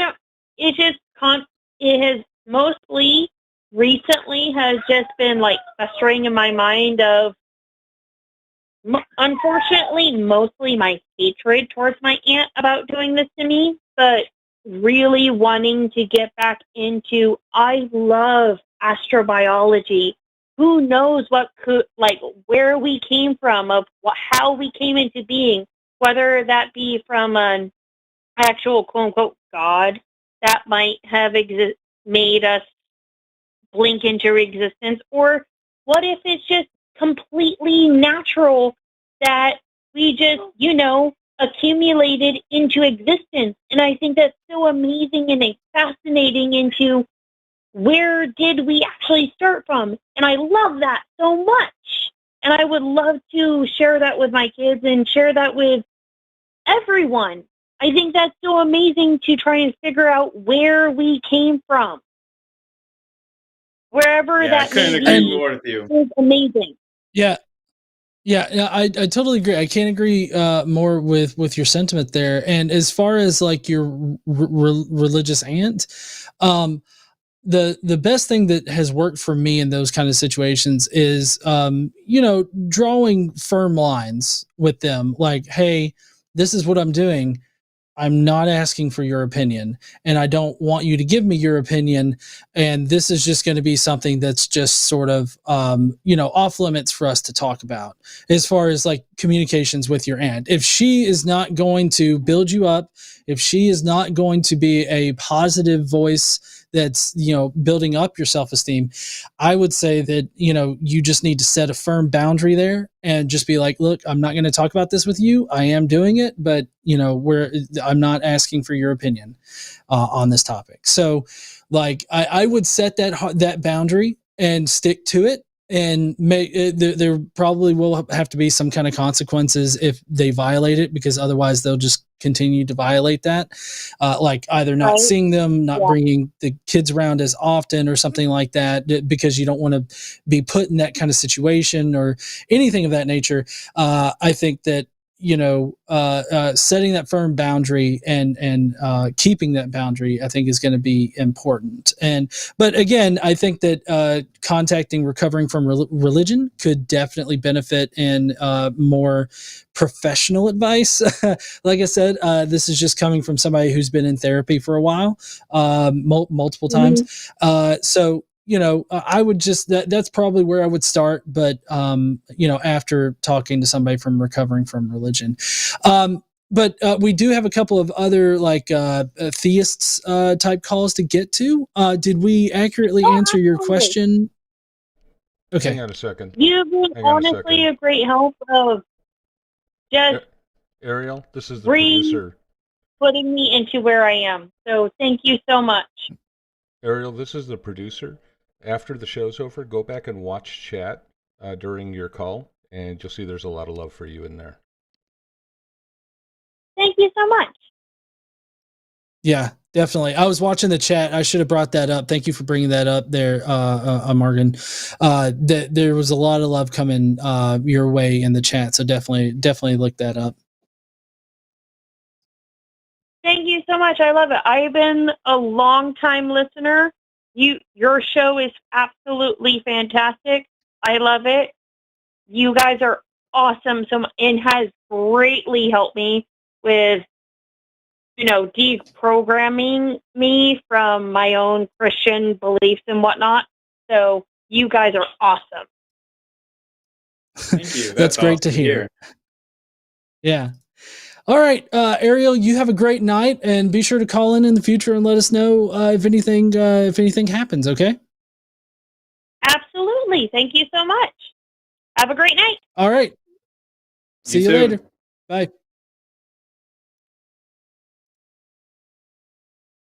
All right. Well, that was kind of an intense call there. Dealing with religious family members that are just looking to tear you down or try to force you into, some kind of preconceived notion of what you should be doing or what they think you should be doing. That can often be like pretty emotionally nerve wracking, especially if the person is prone to like, I guess, fits of rage or like lashing out or something like that, or reacting in very non-conventional, crazy ways. I've got a few of those in my family. It can be kind of nerve-wracking to do that, but I think that the setting of the boundary line is kind of like the first step, and then there's probably other things that you could do from there. Yeah, 100%. All right. So Grayson, have you ever heard of the psychophysical harmony argument? I think I might have heard Matthew, one of our previous callers, talking about that before. Well, we've actually got Tom calling in from England as well, that wants to talk about the argument from psychophysical harmony. So, hi, Tom. Are you using this argument to prove that God exists or to suggest that God exists? Yeah, I think that this argument is at least very strong evidence for either like theism or like theism adjacent hypotheses. And so that's what I'll be. Let's hear it. Yeah, let's hear it. But I do want to say that we're kind of at the end of our show here, so we do need it to be wrapped up. We need to land the plane like in 2 to 3 minutes. Sure. Do you think you can do that? Well, the argument very briefly states: 1, there is psychophysical harmony. 2, psychophysical harmony is expected on theism or theism adjacent hypotheses. 3, psychophysical harmony is surprising on atheistic naturalism. And 4, therefore, we should update in favor of theism by Bayesian conditionalization. I can explain what psychophysical harmony means if you don't really know what I mean by that. Or I can go anywhere. Please do. Yeah, so psychophysical harmony is the fact that our phenomenological states and the physical states of the brain seem to match in a harmonious way. So to give like a simple example, if I were to touch a hot stove, I would feel pain, and I would also display avoidance behavior, right? And so there's Tom, why is that surprising in the least? That doesn't surprise me at all under a view with natural selection evolution. Yes, I can explain as to why natural selection I don't think is an adequate response. So natural selection. So, I'm sure you agree. Tom. Yeah. Tom, 1 second. The way that I understand your example here is that somebody touched a hot stove. When they touched that hot stove, the nerve endings, fired off, and messages traveled up to the brain, and it signaled pain in the brain. The brain is geared towards survival. That's part of our our survival instinct. And so, because that caused pain, and the pain signal got shot up to our brain, that signaled to our lizard brain, our very primal brain, oh, that's not good, don't do that thing. Where is God in this exactly? That's where I'm not seeing God. It takes a bit of getting to the argument. What I want to just ask you guys first is, do you understand what I mean by a distinction between the functional characteristics of the brain and the phenomenological characteristics? I get what you're saying about the functional characteristics in terms of the neurobiology of the brain, and the phenomenological characteristics in terms of what we experience in terms of our conscious awareness and our perceptions. Mm-hmm. Yeah. So in the examples that I use, I might talk about what's called a pain pleasure invert. The pain pleasure invert is a person whose functional behavior is exactly the same.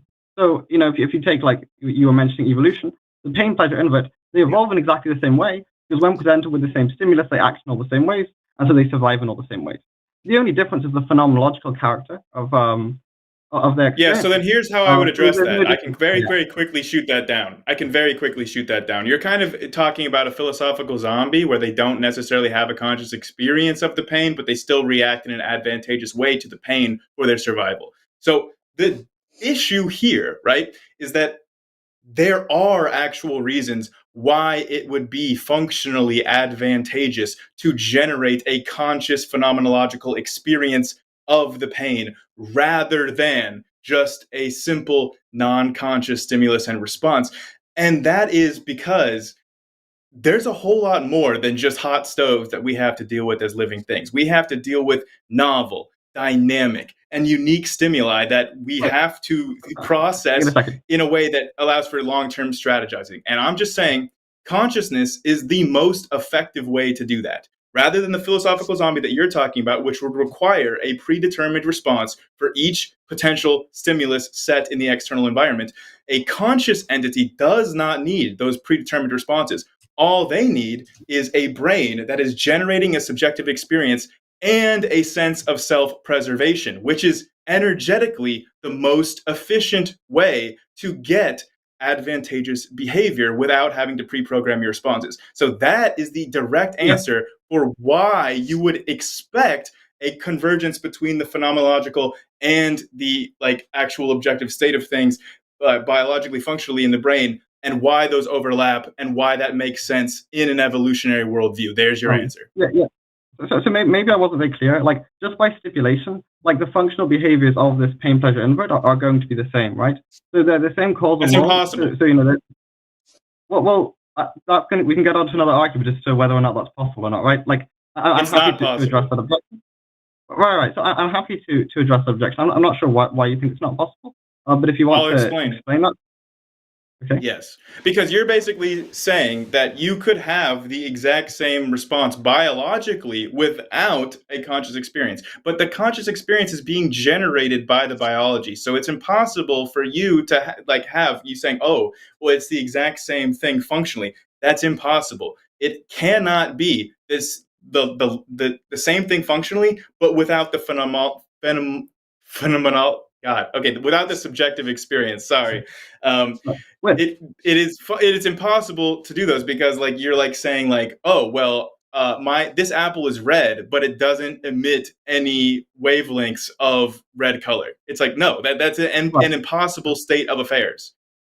Yeah, can I just clarify something? So when you say that it's impossible, what type of possibility do you mean? Because I'm going to agree with you that it's nomologically impossible Physical. And probably metaphysically impossible. Well, I don't think I'm talking about physical possibility.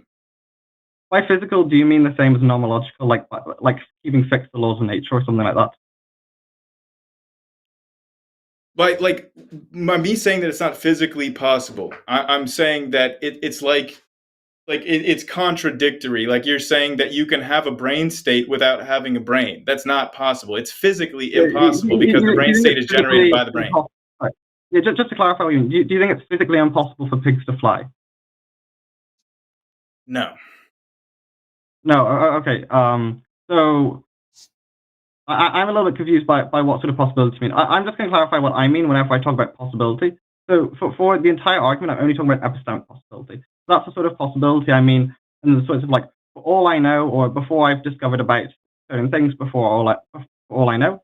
And so that allows, for variations in, the laws of nature. We can ask, it would be possible in some sense that, the gravitational constant was different or something like that. Even though it might not sort of be possible by the laws of nature. And so by that sense of possibility, we can imagine a different set of psychophysical laws. So the psychophysical laws being the things that govern the causal relations between the functional and the phenomenological. And on a different set of psychophysical laws, it would be possible to have these pain pleasure, right? Are you just saying if the universe was different, it would be different? That's what I'm hearing. I'm talking about possibility right now. So yeah, I'm saying it is possible. I'll let John. He hasn't gotten in on this. But... Yeah, I'm sorry. I'm really. Go ahead, Grayson. I was when I'm hearing it is when I'm saying it's impossible. I hope that you're understanding about my example with the red apple. If I'm telling you this apple is red, and then you look at the apple and there's absolutely no red frequency of light has anything to do with the apple, then it's impossible for that apple to be red. That's what I'm talking about. There's the phenomenological is the result of the physical states. They are generated by these physical systems. You can't have one without the other. Wait. I agree that one is dependent on the other. I'm just saying that it's possible for the laws which govern that dependence to be different. Okay, so if it's possible for the laws of the universe to be different, sure, I will get. If the laws of the universe would be different, then maybe consciousness would be different. That's not particularly shocking to me. Well, no, look, it's just one part of a larger argument, right? That's great. I'm glad that we agree there. The argument basically, we've talked about like what psychophysical harmony is. So a harmonious agent is one like ourselves. A disharmonious agent will be one which exists, where the psychophysical laws are different, and when the psychophysical laws are different, it would touch hot stove. It would sort of feel great pleasure, but it would still functionally act as to pull its hand away, and it would be sort of a very chaotic or perverse experience we'll be having. Okay, so we're very fortunate. We're in a harmonious universe where the psychophysical laws make everything. No, wait, we're not though, Tom. We're not. What you just described does happen. They're called mutations. You can have mutations to your pain sensors that are disadvantageous to where like you would have a disadvantageous response, and that's fine. That's just there's variation in fitness distributions and populations. Sorry, my claim isn't that every response is advantageous to survival or something. My claim is that almost all of our phenomenology is harmonious with the causes and the effects of the functions of our brain. No, it's not. Do you have examples of that doesn't happen? No. Like it's not like we all the time there are stimuli that we perceive incorrectly. Like we don't perceive the true states of affairs. We perceive what is advantageous enough that is sufficient for our survival and reproduction. I completely agree. So like, you might think in an illusion, we perceive something incorrectly. That's right. I'm not talking about harmony between the things in the world and what we see. I'm talking about harmony between the functions of our brain, how our brain processes that information, and how we phenomenologically experience that information. And I'm going to claim that in things like illusions that harmony is maintained. Oh, well, yeah, because, again, the subjective experience is being generated by the neurobiology. So why would it be shocking at all that there's a correlation? So then why is anything that you're saying surprising at all?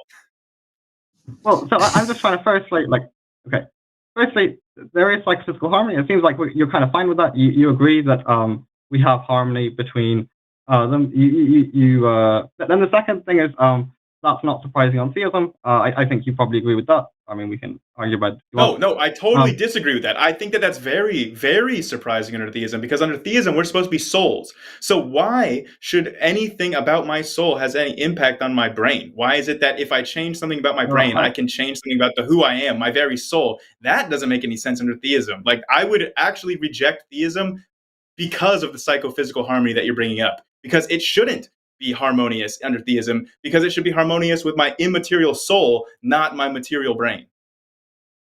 Right. So firstly, I don't think that theism commits you to believing in souls. You don't have to believe that, but suppose that you do.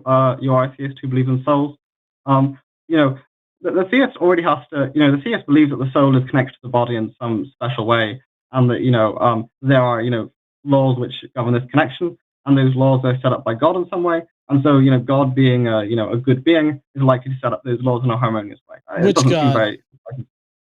Which God? I'm just a theist. I don't think that any specific God. No, actually, Tom, I actually completely 100% disagree with what you just said, because, and again, maybe this is not a criticism for general theism, but we don't live in a world full of general theists, right? We live in a world full of very specific theists that believe specific things, and 99% of them believe in souls. So I'm going to address what people actually believe.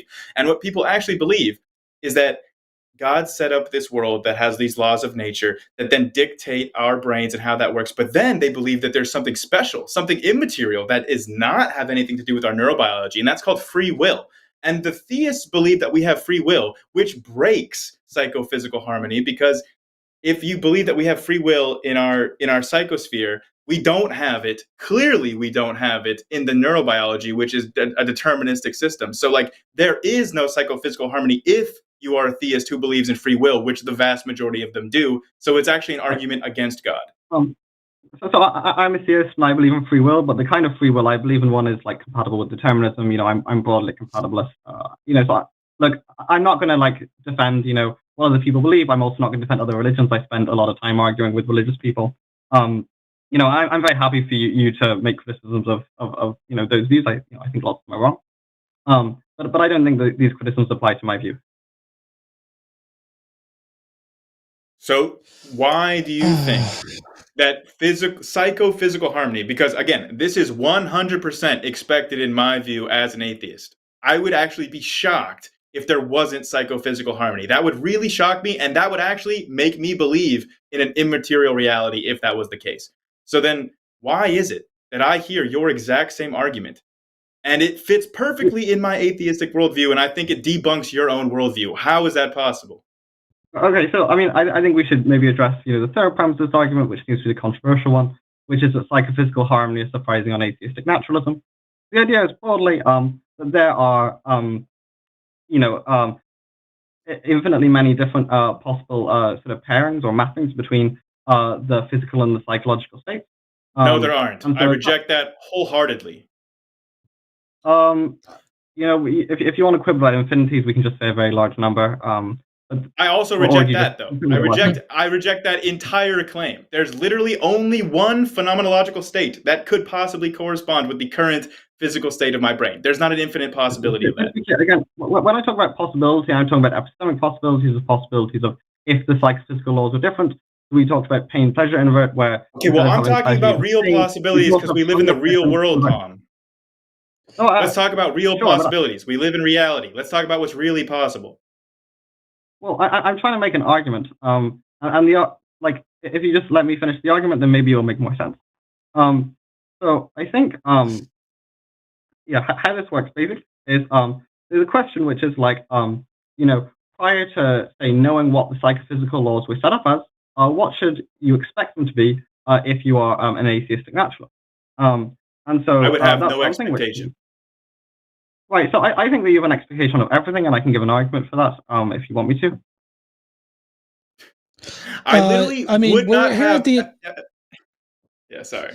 Well, we're here at the end of the show, so I mean, we do have one other caller to get to, so let's try to stick to the one bullshit claim that you're making instead of bringing in yet another bullshit claim.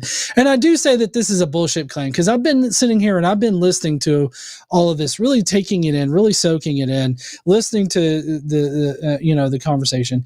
And what I'm hearing is that on your end, Tom, you're saying that there's some kind of magicalness to this connection between the physical and this I can't pronounce the word, the other state. Basically, that one. Basically the physical part of your brain is somehow magically connected to your consciousness or your the mind, I guess you would say. Normally people refer to this as the mind body problem, and typically whenever I've run into it, and I find that the mind body problem isn't really so much a problem because theism, as Grayson pointed out, stipulates souls existing.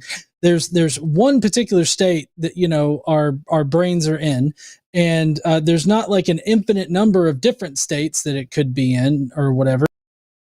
And so the problem of the fact that when you change the physical state of your brain, then it produces changes to the mind portion of your brain. There's several different studies that have been going on, and maybe I'm totally down on the wrong alley. Maybe y'all can correct me if I'm misunderstanding this entire argument. But if you make physical changes to your brain, you change the physical structure of your brain or the neurochemistry of your brain, then your mind is going to work differently. You can even have a different personality if you change the physical structure of your brain.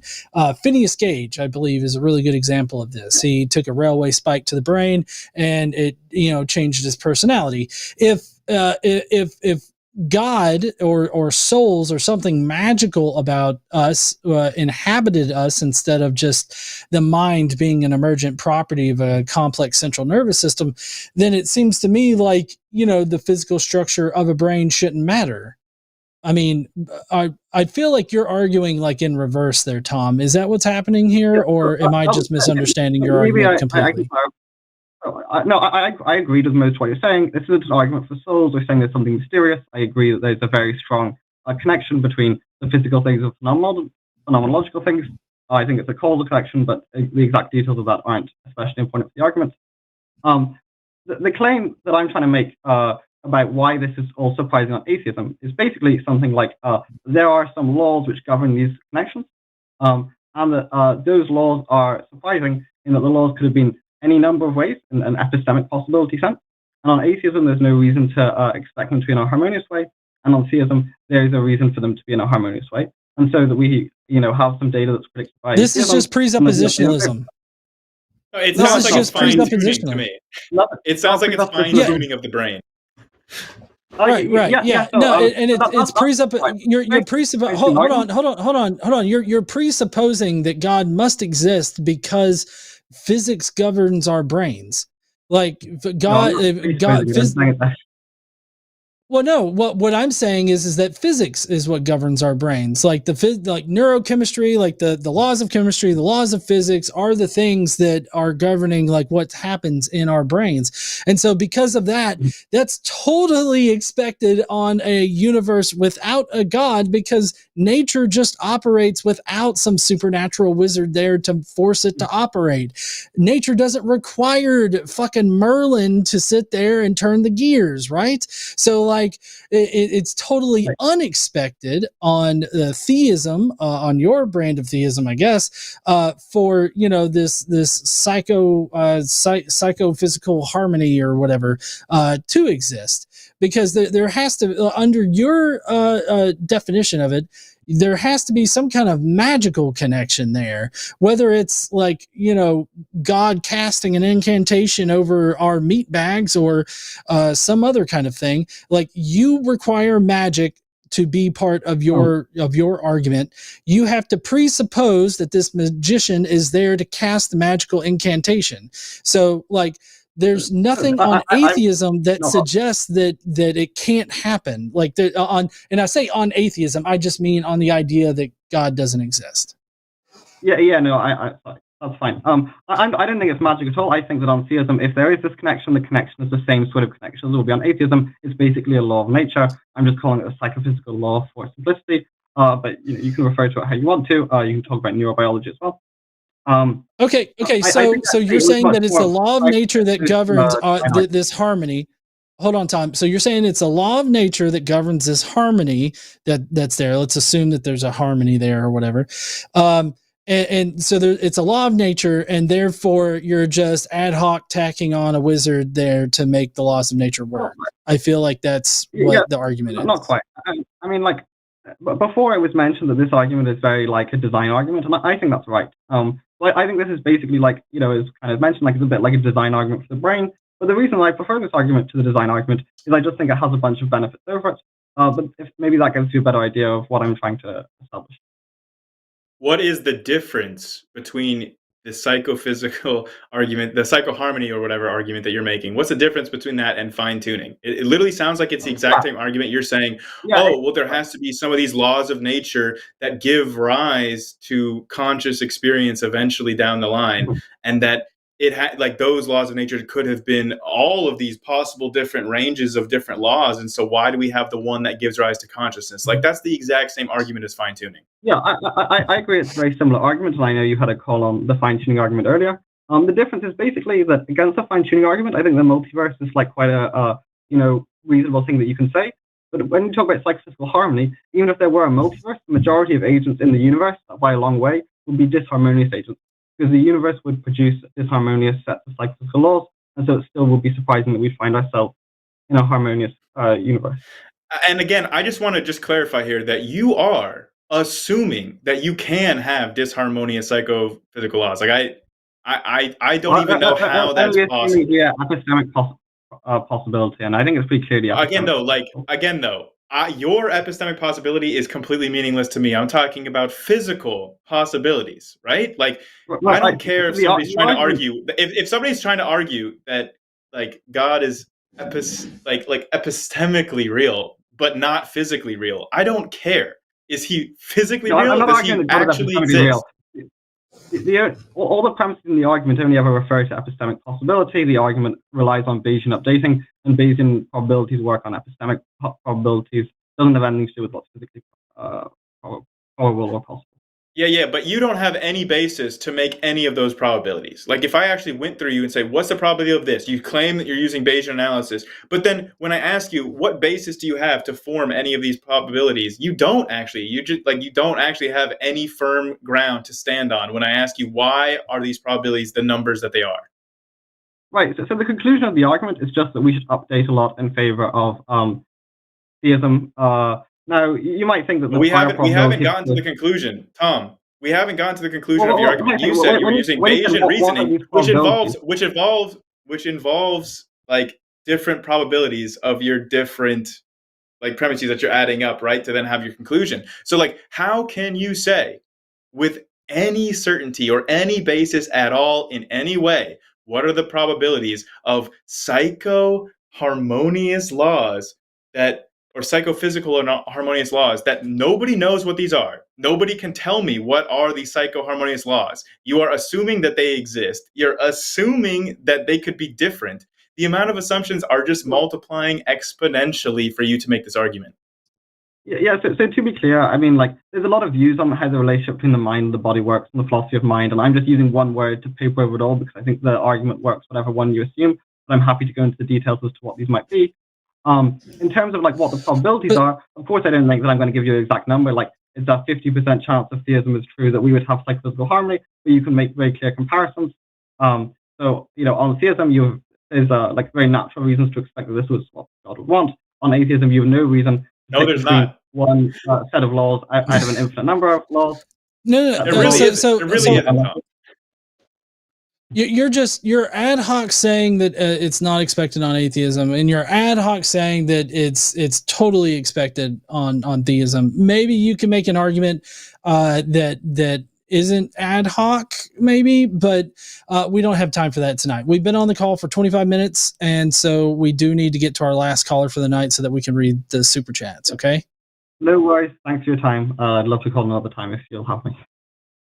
Yep, definitely will. You're perfectly fine. So please feel free to call in again. All right. Take care. Bye. All right. Bye. Oh my God, that was a tiresome call. Like, I don't know.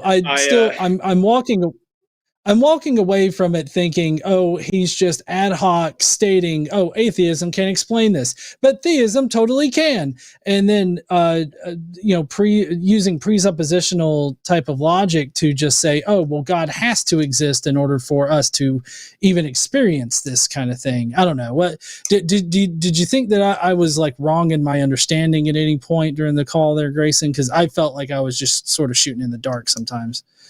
Yeah, I mean, the whole psychophysical harmony argument is like just a weird one to wrap your head around. I think it's one of the weaker arguments I know of for God's existence, but I have heard it before from like similar people that get really turned around in philosophy and metaphysics. And then they think that they can prove that because something's like, I don't know, epistemically possible, somehow that has any bearing on its physical possibility. But really, I think the key thing with every time I hear a theist try to make a Bayesian argument, it's always like, okay, well, tell me how you arrive at the probabilities, because you have to be putting in some kind of numbers to be getting a conclusion if you're talking like you're using Bayesian analysis. And he was like, oh, well, notice what he said. He said, I can't give you a specific numbers like 50% or whatever.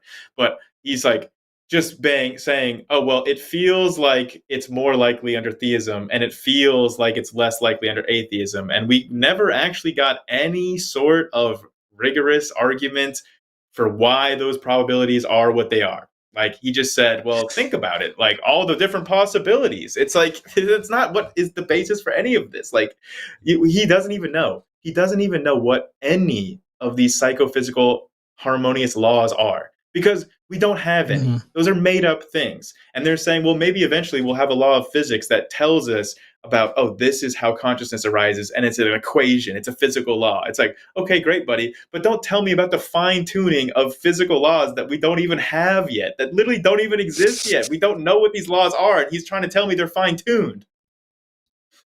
Yeah.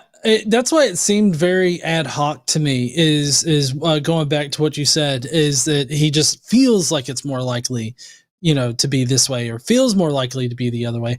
When you're working with like Bayesian reasoning, I mean, you're going to have, good reasons for picking a certain, even if you want to describe it in English, like the mathematical portions of it, like saying that it's more likely. Okay, why is it more likely? Like you're going to have a justification for saying that it's more likely. And so, but whenever a theist brings up Bayesian analysis to prove God in some kind of way, or prove some kind of argument for God, it's really easy to tell where they go off the rails in their analysis, because typically what I see whenever a theist tries to go down that road is that they put high value on God existing already. And so like they come to all of their conclusions under the understanding God is more likely to exist. So it's basically like, it's a circular argument. I'm going to prove that God exists by saying that it's more likely that God exists. That makes more sense because I want God to exist. Therefore, God exists. It's just this big circular argument that they chase their tails around in. All right. Well, we are getting to the last phone call for the night. But we are going to be doing super chats afterwards. It's any super chat over $5. If you would like to interact with Grayson and I after we get done with this last call, consider sending in a super chat. We'd love to answer your questions. We've already had a few come in, so we're definitely down for answering your questions before we end the stream tonight. But we are going to be getting to Luis. Hey there, is it Luis? Yeah, it is. It is Luis. Hello, guys. Hi. Yo. All right. So what do you want to talk about there tonight, Luis?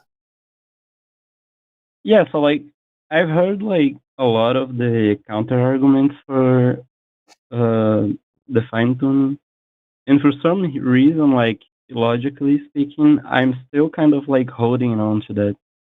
Like, do you guys have ever like seen someone be like that? Like kind of like deconstructing but like struggling to like move on from something, because like I don't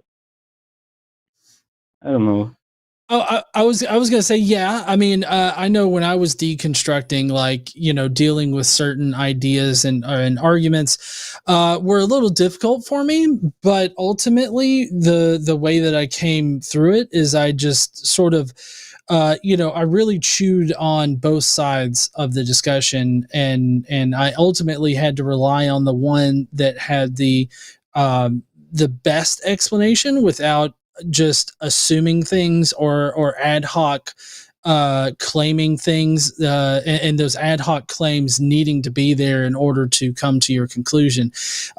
This is commonly known as like Occam's razor, the hypothesis with the least amount of ad hoc stipulations tacked on to it is most likely going to be true. And so I think that if you come at it from a more of an Occam's razor type of point of view, I think that you can work through those things. So you say that you're having trouble with the fine tuning argument. Is there any particular aspect of the fine tuning argument that you find particularly like difficult?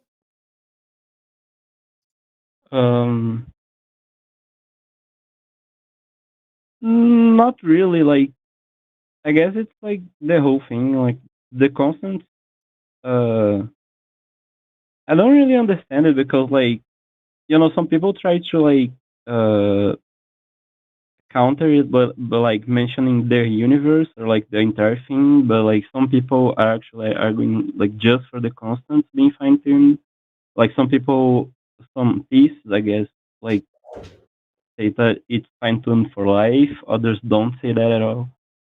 It's kind of like right. a whole I think that something that Grayson actually brought up earlier was that we just simply don't know. Like, we don't know if these constants are actually constants. We don't know if you change these supposed constants, what other things in the universe will change. Like, what other aspects of reality are going to change because those constants changed. Now, I mean, if you're going to say like, oh, the constants need to be this way in order for this exact universe to exist. Sure. We've got our universe that exists in this particular way, but that doesn't mean, I think that there's an inherent assumption in there that the way that our universe is constructed with the laws and everything that it has is the way that it has to be constructed across all possible universes. And I just don't think that that's accurate. I feel like you can definitely have a universe with different like constants, like fine-tuned constants, and you would just end up with a different kind of universe. We just simply don't know what the ramifications are of changing any one particular constant. So I mean, there's just a lot that we don't know, and I think that I don't know is a better answer than saying that you have an answer when you really don't. Yeah. So like we know a lot about physics, and we can do cosmology of like, oh well, if this constant was different, how would this affect this? And then we could figure it out. It's like a fun little physics mathematical problem that we could solve. We can do physics in 1,000 dimensions if we want to. Like you can do any kind of physics based on any kind of universe that you can come up with. These are just hypothetical little math games that we can play, and you can see how the equations balance out. So you can follow these threads and be like, well, if gravity was slightly weaker, then what would happen according to our current understandings and models of physics?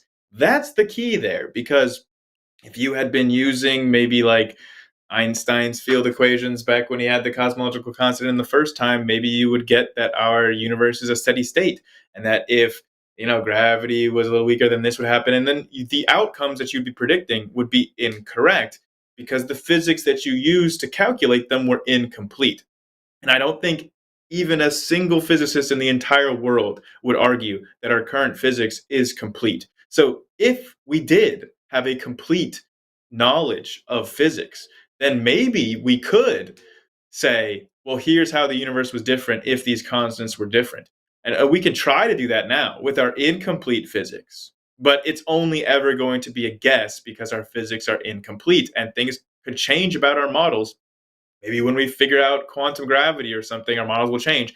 And our predictions about what the universe would be like if these fundamental constants would be different would change as well if our fundamental physics changes, which it has to, or at least our fundamental physics is not complete and no one thinks it is. That's why these fine-tuning arguments fall apart, because in order to make the fine-tuning arguments, one of the assumptions that you have to assume to make such an argument is that you have a complete understanding of physics, which is a ludicrous thing to assume. And that every single person that makes the fine-tuning argument has to make that assumption tacitly in order to tell you the different probabilities of changing these different constants. And the last thing that I'll say, well, actually, sorry, I'm going on a little bit long, but there's two things I want to say.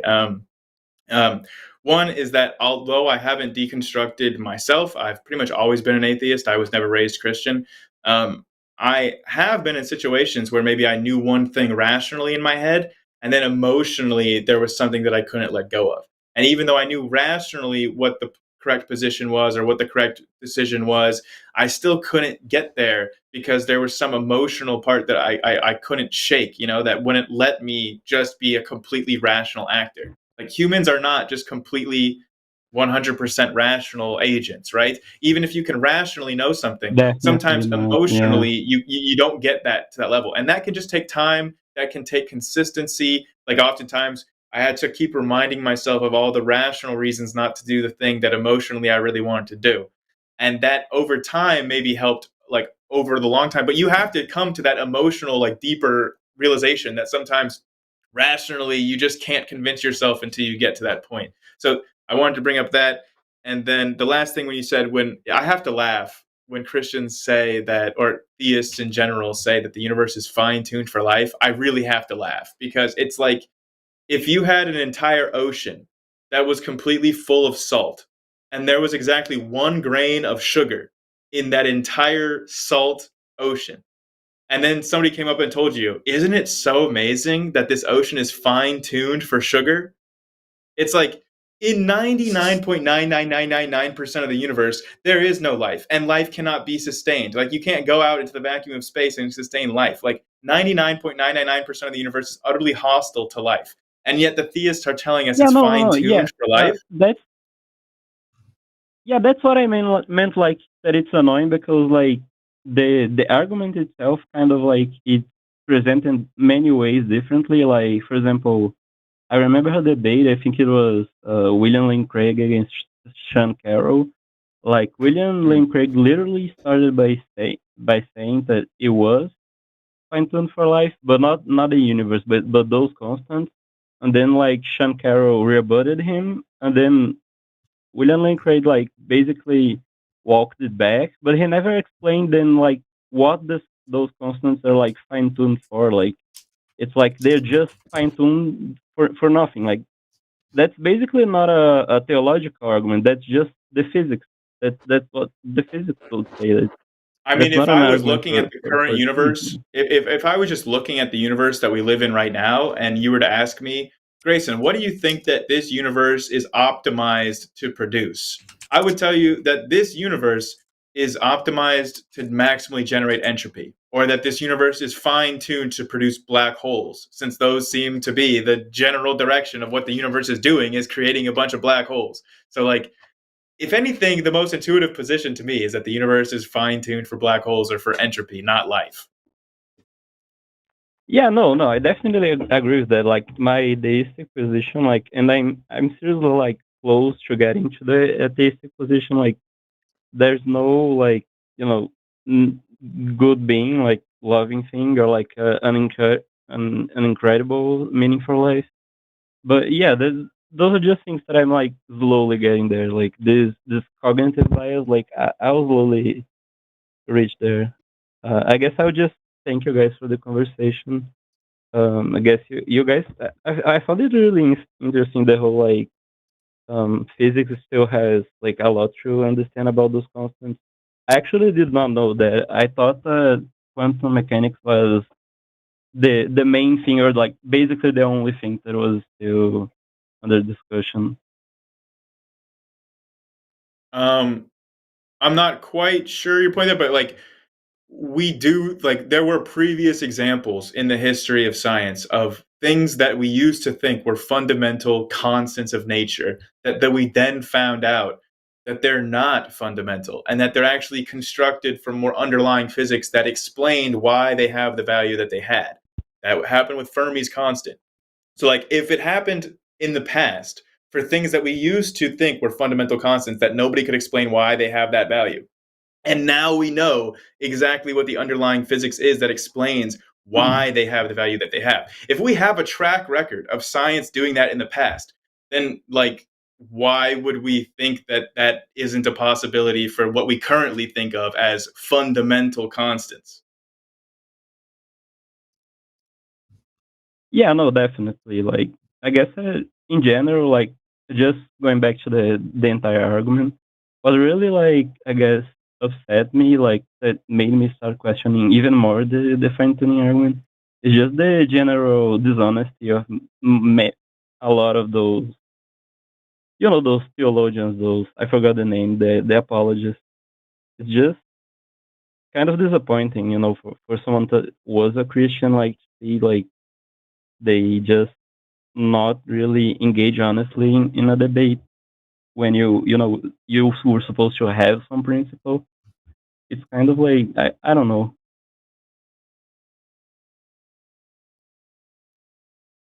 Okay. Yeah, I'll just, thank you guys. Have a good night. Okay. Yeah, you too, Luis. Thank Thanks you for so calling much. in. Yep. I hope you have a good night there, Luis. So I was just, like, standing up to stretch. Been sitting down through all these calls. Yeah, I know. I'm gonna need to go downstairs and stretch too. I've got one of those standing desks that I can move around in my living room, so I'm probably gonna do that. But that's it for our show tonight. We do have the super chats to get to, so I'll start off here. First is €5 from Marty Capdevilla Givato, who says, "If we come from monkeys, what was What was before the Big Bang? I mean, if you just look at the trees, then where does your soul go when you die after the flood? I think I just got an aneurysm hearing that. Like this is like the Frankenstein's monster of every creationist that I've ever heard. Yeah, it definitely is. It's great. All right, can you read this one? Yeah, how long could it take for a trait like hexadactyly to become fixed in a human population given ideal conditions? What would those conditions be? So hexadactyly is like 6 fingers. So we do have like known mutations that will cause 6 fingers, but in terms of like being able to offer an advantage, I do think that there are like certain activities that having 6 fingers does give you an advantage towards. um, I I want to say like maybe playing tennis or something. There was like something that I read about this family that all the members of this family have 6 fingers, and there was like some kind of activity that the family was really good at. And I'm trying to think of what it is, but I don't remember. But if it was tennis, like just say for example that it was tennis, then the ideal conditions would be like in or like you have some sort of dystopian 1984 government takeover that like specifically mandates that in order to get a license to reproduce you have to have a really high scoring tennis match. Yeah. No, I think that would be, you know, a condition, but I mean, it would definitely be some kind of like artificial thing. I'm not sure what hexadactyly would have like in a natural situation. I'm not sure, but no, I think that would be a pretty good one. Or, I mean, I can't. I'm not a biologist, so I don't know like what a good other thing that I could suggest here. This feels out of my wheelhouse, so I'll just leave it to you. Next, we've got the Raven 200 for $10, who says, "What's with banned callers coming back on after being told not to bother calling back? It must be Jimmy's fault somehow. Jimmy, go take an earthquake splash by the earthquake, John Tenta." Okay, that's a wrestling move. I remember that the Raven 200 likes to call out wrestling moves, but I'm not sure which caller tonight was banned. I've got a guess. I have a guess. Oh, yeah? My guess is that it's Tattoo Mike. That when Matt told him to go write things down, I think maybe that was like kick rocks and then don't come back. And somehow he worked his way through the cracks. He wrote things down and he managed to come back. Yeah, it sounds like it. That's a pretty good candidate there.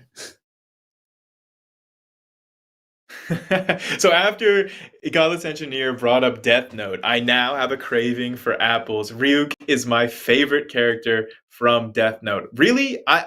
This is quite shocking to me. Like, how is L not everybody's favorite character from Death Note? Ryuk? Are you like what kind of freak? I'm sorry, I don't mean to call you a freak, but like Ryuk? What?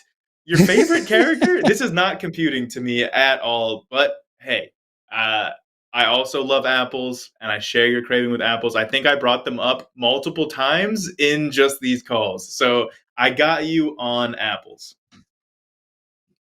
Yeah, sadly, I can't really eat apples because of my broken pancreas, but let's see, $10 from Crisis Collects that says Tattoo Mike is assuming they know the context of the last call he had with Matt, and going off the basis that they know he thinks he's a precog. That's where the whole writing it down comes from. Okay, yeah. Precog being I guess that's precognition. Yeah, like he can see the future. Like he's precognitively aware of events before they happen.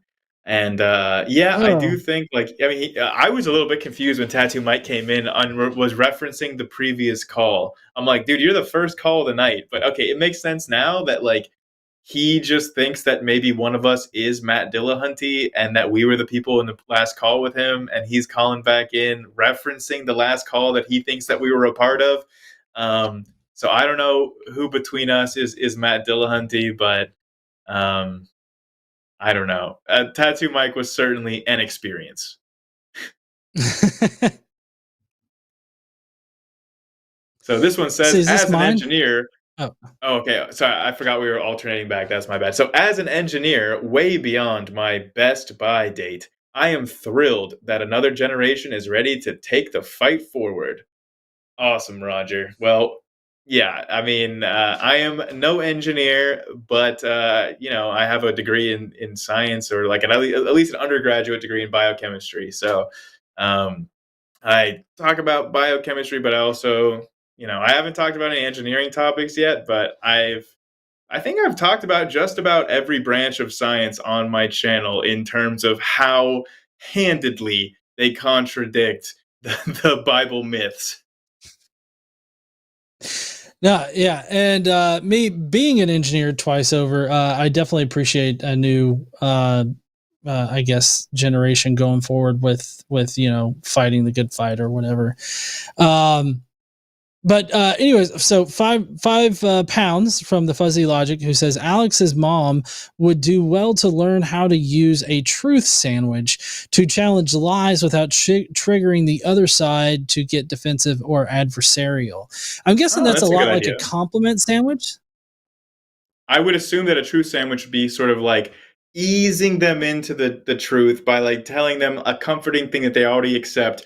Then you go in, then you hit them with the truth, and then you ease back out with like the bottom layer of the sandwich back into like the nice, comfortable state, so that they don't get all of a sudden like, oh, he's questioning everything about who I am. I can't accept this. I have to like go defensive and start rationalizing.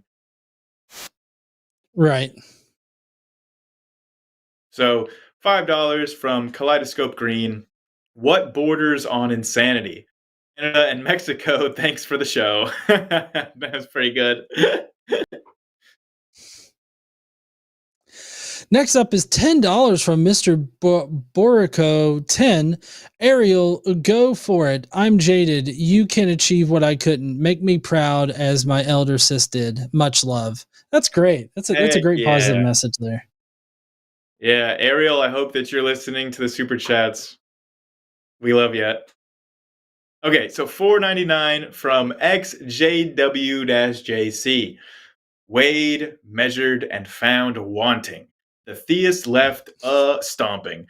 I'll see myself out. Good show. Thank you. $5 from Stomp 10, who says, John and Grayson are awesome. Because of your help, I was able to wreck a creationist in a debate earlier. I'm so proud of myself. Oh, awesome.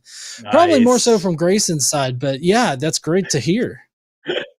Yeah, we love it. We love it. I mean, keep fighting the good fight. It makes me happy because, this rise of Christian nationalism needs to be combated for future generations to not have to deal with this stupid mythological bullshit weighing down our society. So let's keep pushing back against it, please. So this is from my dear Canadian friend Yahooligan, Grayson tax, which is kind of a joke. Basically, Yahooligan has to pay the Grayson tax every time I make an appearance on stream. So here he is making sure that the Canadian equivalent of the IRS does not come after him. So he said, looking forward to the work you both will accomplish in 2025. Thank you so much, Justin.